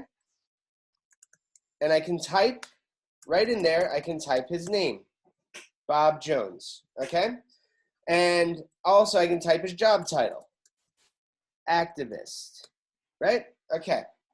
So now, just like when you're watching 60 Minutes or whatever, and you see that they have their little, their little lower third. They never have a lower third on 60 Minutes. That's their style. Never. I know, Barbara. That was the joke. I'm glad you got it. Sorry. Oh, very sorry. Okay, so he was driving down here. So, first of all, and then he had pulled into here. So first of all, maybe I don't want that on this side of the screen. Maybe I want it here. So I can hit A and I can move this around, right? Maybe I can, maybe I can't. What do you mean hit A? Sorry, I literally type A to turn my cursor into an arrow. I'm explaining this badly. Bear with me a moment. You're not explaining it badly. You're doing a great job. I have a quick question. Yeah, go ahead. So, Professor, like when we put the lower third, do we put the name and then like? Okay, so I'll let him show you the technical thing, and then when he goes at 1 o'clock, because he's got to go to work, I'll explain to you all about the lower third. That's true. Okay. Okay. So okay, I was going to teach you the hard way and the easy way to do this, but just for now, I want to make sure that you are able to do this. That you're able to do this quickly and effectively, and I'm going to show you the easiest way to do it since I only have 10 minutes left. And then we'll come back someday and I'll show you the hard way. All right, here we go. This will be Bob Jones for now. Okay. The easiest way for me to make a lower third is, remember earlier we talked about our workspaces. I'm circling over the options for workspaces. Does everybody see that? Yes. Okay, so this is where my workspaces are. I've been in the editing workspace. We've done everything in the editing workspace. What I'm gonna do is I'm gonna switch to the graphics workspace, okay? And in the graphics workspace, it's easier to make lower thirds, okay? And you have, probably not as many as me because I spend a lot of money to buy all this junk, but you have a couple of different lower thirds that are already available to you, all here on the right-hand side in the Essential Graphics panel when you switch to the Graphics workspace, okay? And I can look through all these different graphics and I can pick one, and I can basically drag it to the timeline. Okay, I've picked one that is probably a little too sophisticated and complicated to play on Zoom. Let's see. For different groups in Okay, society. so here we go. So I picked that right from the Essential Graphics panel, okay? And now, Biases because they're human, understanding that those biases play out differently for different groups in society. okay, so now what I can do is I can change his name right here just by clicking literally right on the thing. That's amazing. Right, yeah, and that's a new function on Premiere, by the way. This wasn't available when I actually edited this project. Okay, and he is a anti-bias trainer. Okay, so now I've selected this. I've selected this thing. So biases and I keep it up for the whole time for you know, somewhere between 4 and 10 seconds. But the impact of the okay, and I want to know the degree to which you guys are able to do that. So so remember, I'm going to give you the steps again, and I'm going to leave you alone for 2 minutes to do it. Okay, and I know that's not enough time, but deal with it. Okay, so we're going to change out of the we're going to change our workspace out of the editing, and we're going to go into the graphics workspace. And we're going to look at our Essential Graphics panel, okay? And we're going to go to Browse, and we're going to see all these different options for your lower thirds, and you're going to drag it and stick it on the timeline, okay? Does everybody feel comfortable doing that? Yes? Yes. Okay, great. All right, so it's 12:54 now. I'm going to come back at 12:56, and I want you all to switch to your graphics panel, find one of the lower thirds, and drag it over to your timeline, okay? Okay, and Russell, I just want to mention that I don't know if I can email you. I was trying to use some JPEGs in my thing as well and having major issues. Sure, no problem. Yeah, send me an email. Like huge, happy to help. and it wasn't working. All right, let's get this done for now, and we'll come back online. You got a minute and 30 seconds to change to your graphics panel, find a lower third in your Essential Graphics bin, and drag it to your timeline. Go. Wait, I'm sorry. Oh yeah, go ahead. Okay, this probably like gonna take a long conversation, but I don't know why, but my Zoom, like, I don't know when you saw my screen share, there was like a black kind of Yeah. background. That's related to the size of the video that you've shot, and it's inconsistent. I can teach you how to fix that. Don't worry about it. Okay. But for now, let's make sure we can try and get these lower thirds on. Okay. That stuff is systematic stuff that we can figure. But what I want you to do is try and get a lower third under the person who's speaking. So you're gonna change to your graphics workspace. So up at the top, you see that option to go to graphics. When you open that up, on the right-hand side, there's going to be an essential graphics panel, and one of them is going to be called lower third, and you're going to drag that lower third onto your timeline. Okay. All right, I'll be right back. I'm going to go get some more iced tea.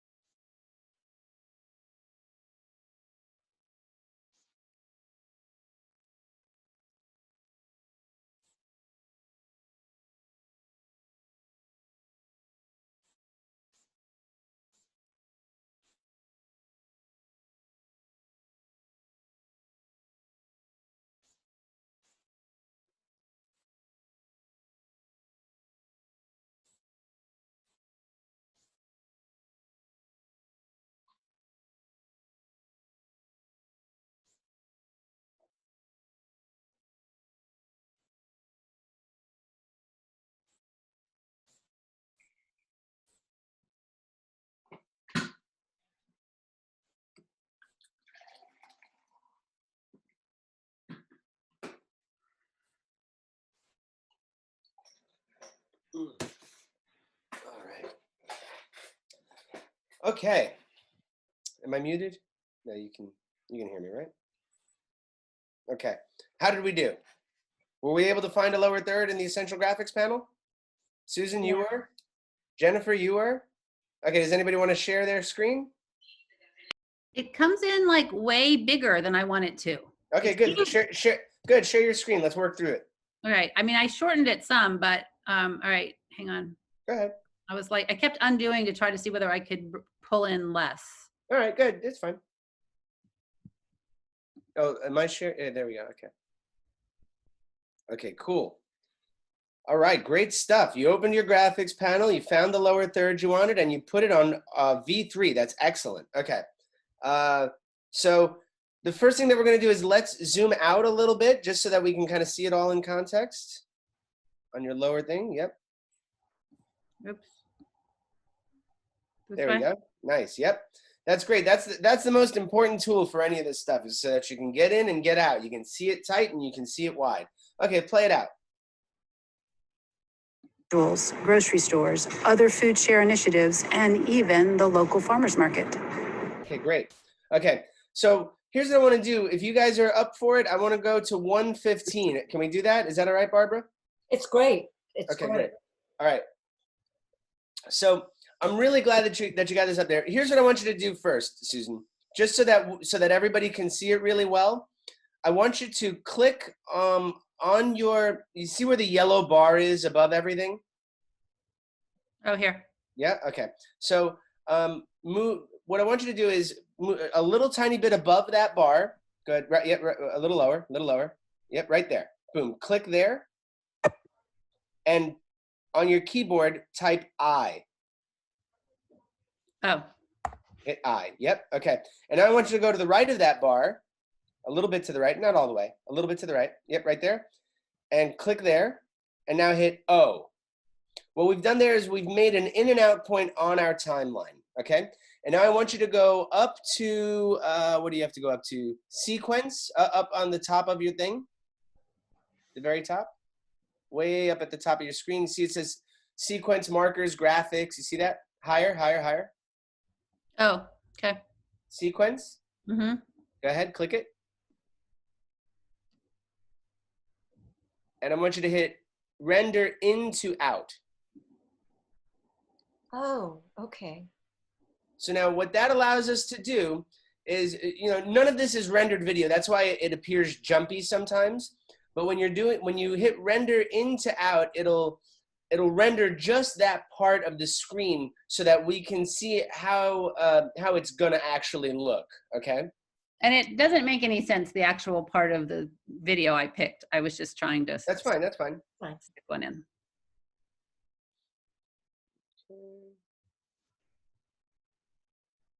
Wait, I'm sorry. Where do you go to click render? Food comes from individuals. Okay, I'm sorry, we had a question. Was that Emma? Yeah, sorry. Where do you go to look to see it rendering? Like, where do you go? It's sequence render into out. I was just doing that. I was just doing that so that we can just see this one thing better. Up at the top, up at the top, along the very, very top, it says Premiere Profile Edit Clip Sequence. That's where it is. It's up at the top. Yeah, way up on the top, under the sequence panel at the top of your Premiere project. Okay, so now that you've done that, okay, so go ahead, Susan. Okay, we've got the lower third in place, right? And now what we're gonna do is I want to edit it a little bit. Okay, so first of all, let's go ahead, double click where it says your name here.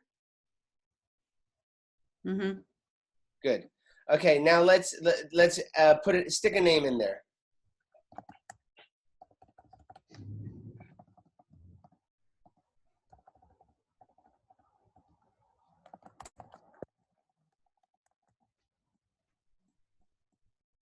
Good. And now on the second line, go ahead and put a job title.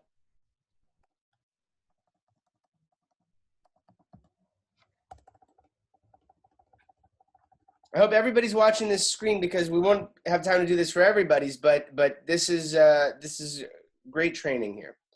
Okay.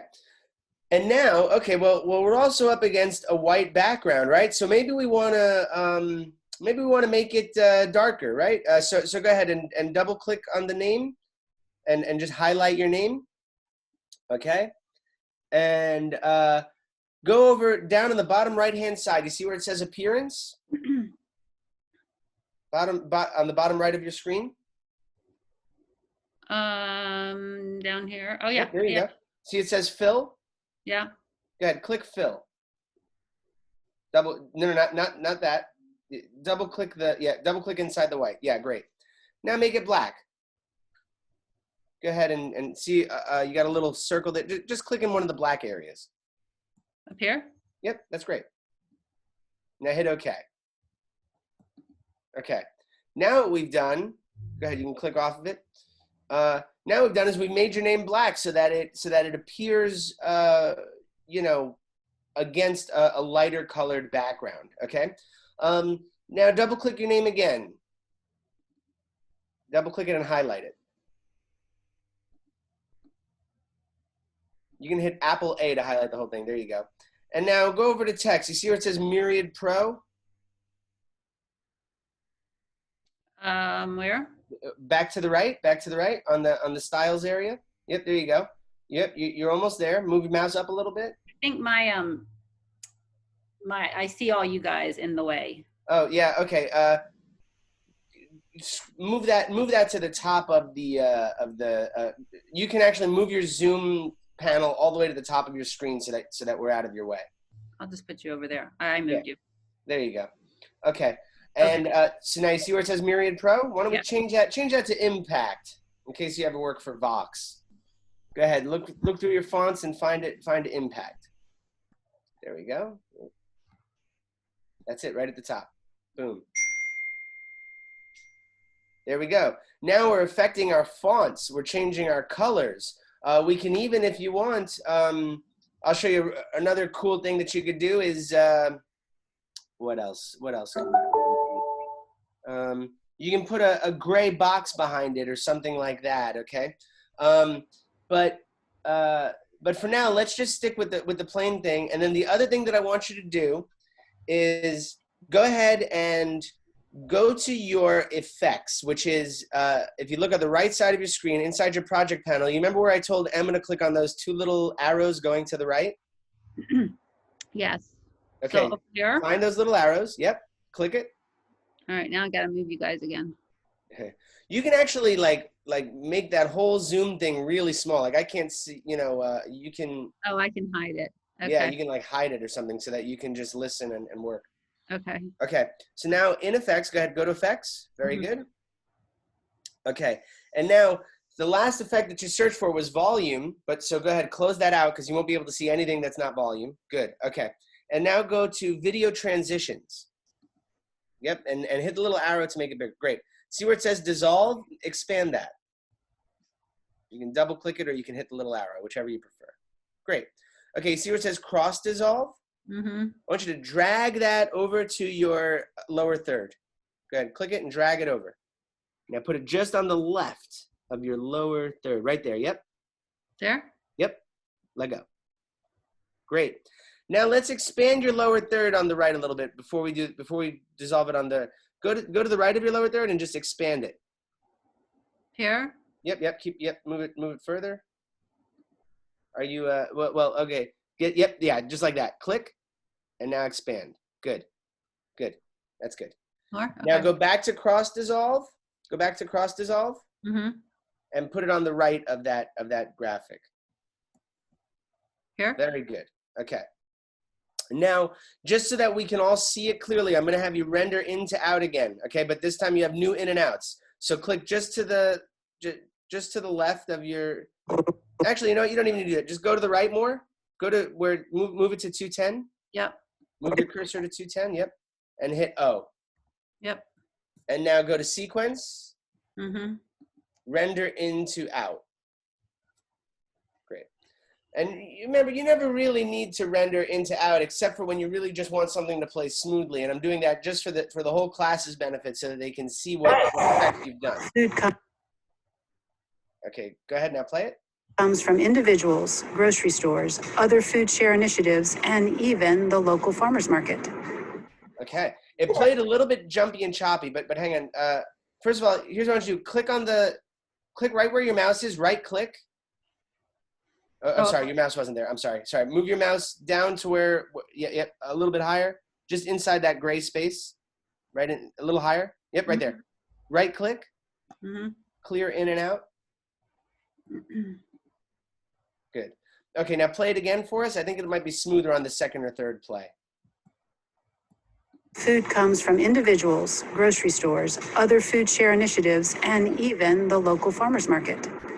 Now, do you see what that cross dissolve did? What it did is it made it so that your lower third fades in and fades out, okay? That cross dissolve is great. Now go ahead and stick that cross dissolve on any other piece of video, between any other two video tracks. Go ahead, grab your cross dissolve and stick it between wherever. Right here? Not there, because look, you have a different video on top there, don't you? So yeah, you can go. Yeah, how about right there between the Franklin interview and the Sade interview? Okay, good, right there. Good. Now play that cross dissolve for us.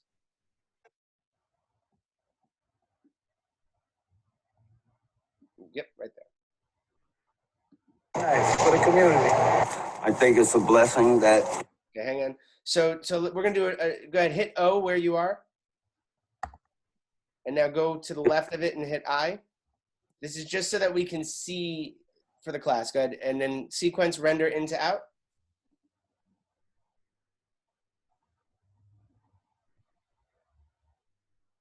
Very nice for the community.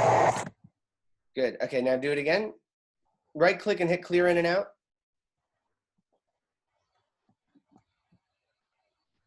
Yep, you got it. Now play it again. Very nice for the community. I think it's a blessing that people. Now, isn't that nice? You can fade between your clips so that, you know, it's not a stunning jump from one shot to the next. for me, I like to use a cross dissolve whenever I'm leaving an interview and going into a scene that's different from where the interview was, or I like to use a cross dissolve whenever, you know, just between two different types of scenes, right? And it sort of helps us gradually move into it. And then remember, just since I have you here, go ahead and move your mouse over to back to the effects panel and go to audio transitions. Yep. Go to double click on crossfade. Go to constant gain and drag that between the video track, between the two audio tracks, right where you did the cross dissolve. Okay, now play that out again. Very nice for the community. I think it's a blessing that people. So now, you know, yours were already pretty smooth, but it smooths out the end of one sound bite and the beginning of the next sound bite, you know? Now you've got smoother video moving into it and smoother audio moving into it. And you can do those cross dissolves on all of your lower thirds as well, so that they fade in and they fade out, and it makes it less distracting for the viewer. Does that make sense? Mm-hmm. Should I stop sharing? Yeah, you can stop sharing. All right. Anyway, so let's take the last 5 minutes for any questions, thoughts, anything you want to talk about. I know you have to go, but like the Zoom video, like the sizing of it. Well, I don't know if you wanted to like just like email that another, like I don't know how much time that's gonna. Why don't we do it right now? Go ahead, share your screen. Okay. And that was constant gain, right? That we just used? That's right.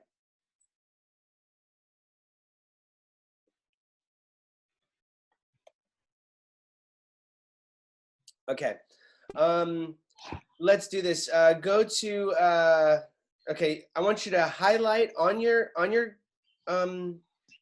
timeline, highlight the Zoom interview that's too small. Good. Mm-hmm. Now go to effect controls. Up on the upper left-hand side. Hang on one second. You right now you're in the graphics workspace. I'm going to move you back to the editing workspace. Remember how to do that? Mm-hmm. Go ahead, do it. Great. Okay. So you've highlighted that Zoom interview on your timeline. Now go to effect controls on the upper left-hand side. See that? Yeah. Good. Okay. It's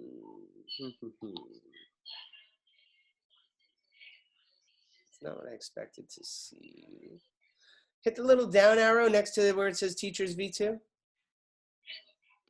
No, the down arrow to the left. Yeah, click that. Okay, great.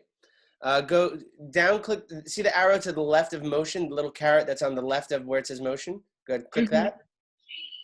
Now you see where it says scale and it's at 100? Yeah. Make it 200. You can actually, yeah, go ahead, just make it 200. Oh, sorry. Hit enter. Mm-hmm. Okay. Now that makes it a little bigger. How does that compare to your others, to your other video? You saw it got bigger, right? Yeah. Now move your cursor to the left. Uh-huh. Okay, good. Now they are the same size, okay? The problem is that you still have black around it, and the reason that you have black around it is because the timeline that you've created is larger in format than the video that you've shot, okay? So the sequence settings are off a little bit, okay? What did you shoot this on? On Zoom. Right. Well, when you do a Zoom interview, you want to make sure that the size is 1080, that the size is the size that you plan to be editing on, okay? Okay. So, in the future, try and shoot larger format video.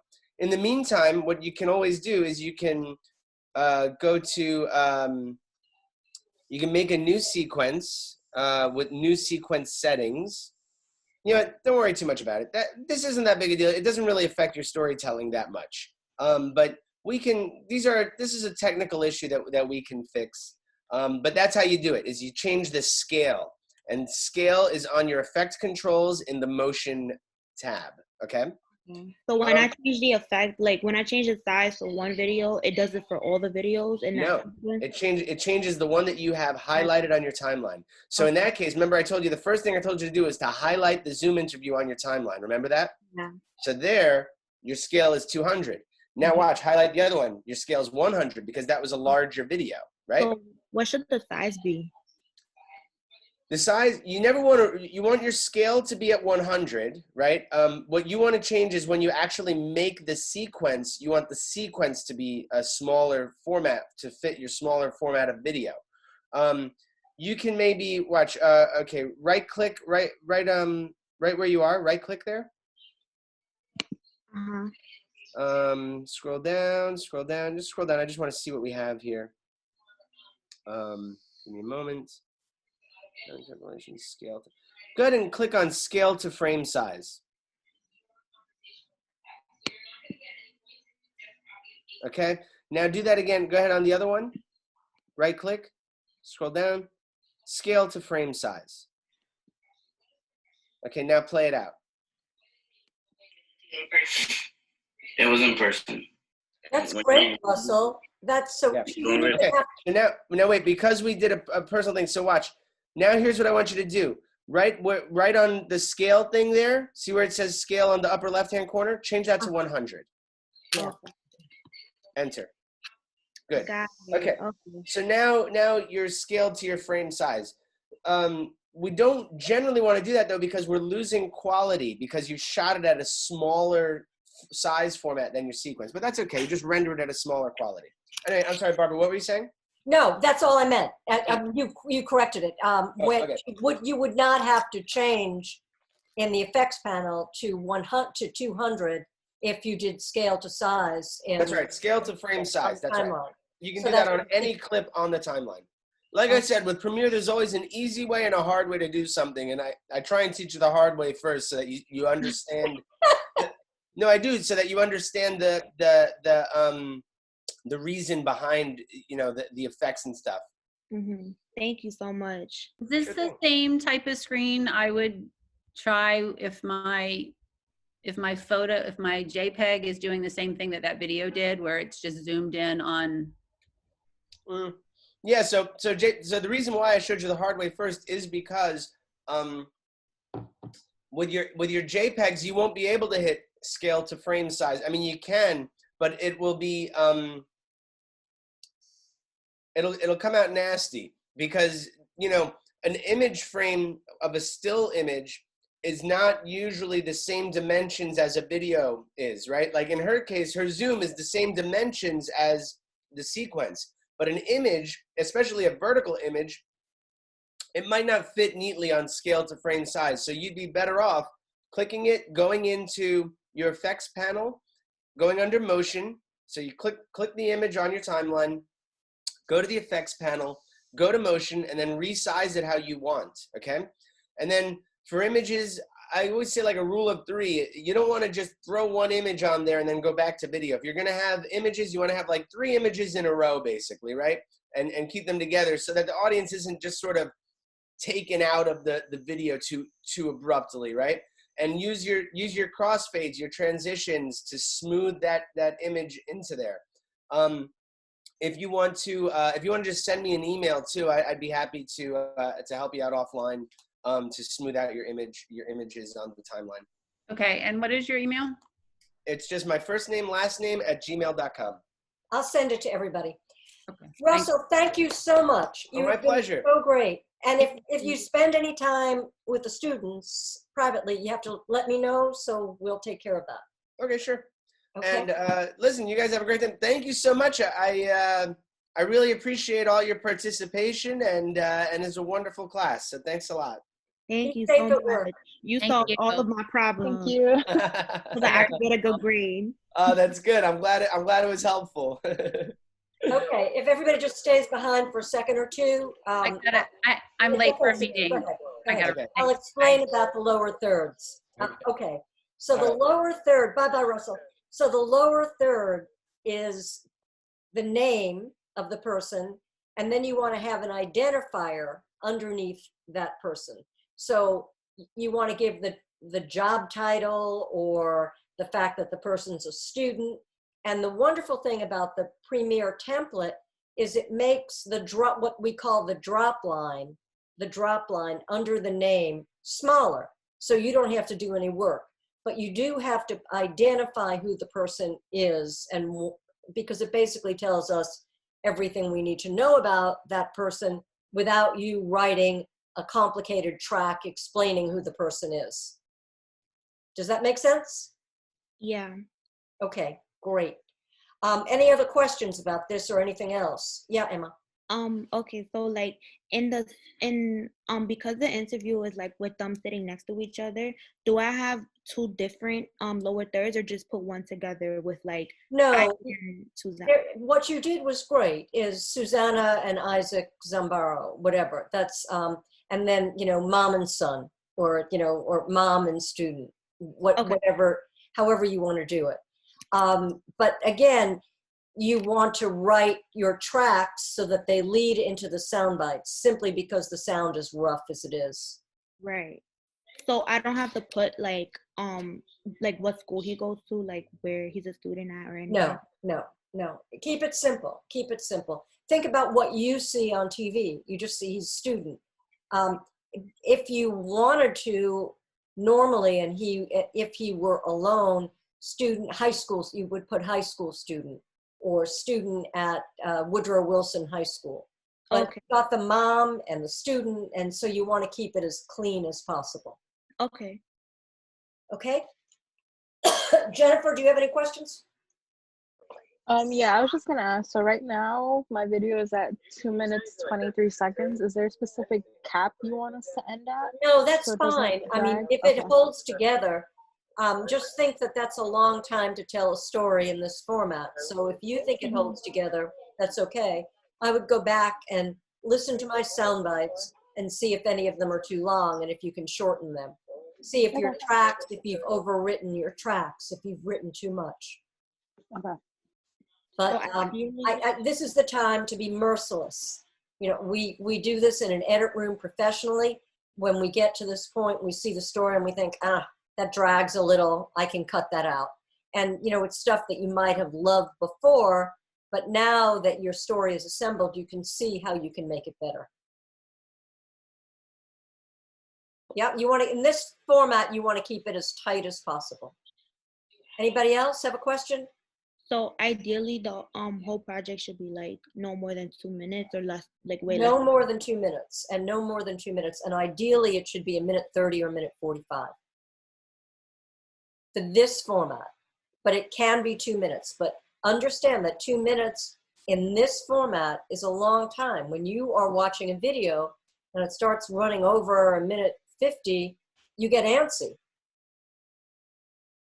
I mean, think about what you want to watch, not just what you're creating, but you're creating for an audience, and that's really important. Some of the videos that you see, especially on Vice, are just too long. Why are they long? They do it deliberately because they have commercials, they have ads in them. And if they put the commercials in at certain times. But the stories get very boring. And I would suggest that for our purposes, we should try to tell a good tight story before we go on to do anything else. Okay? Omar, you okay?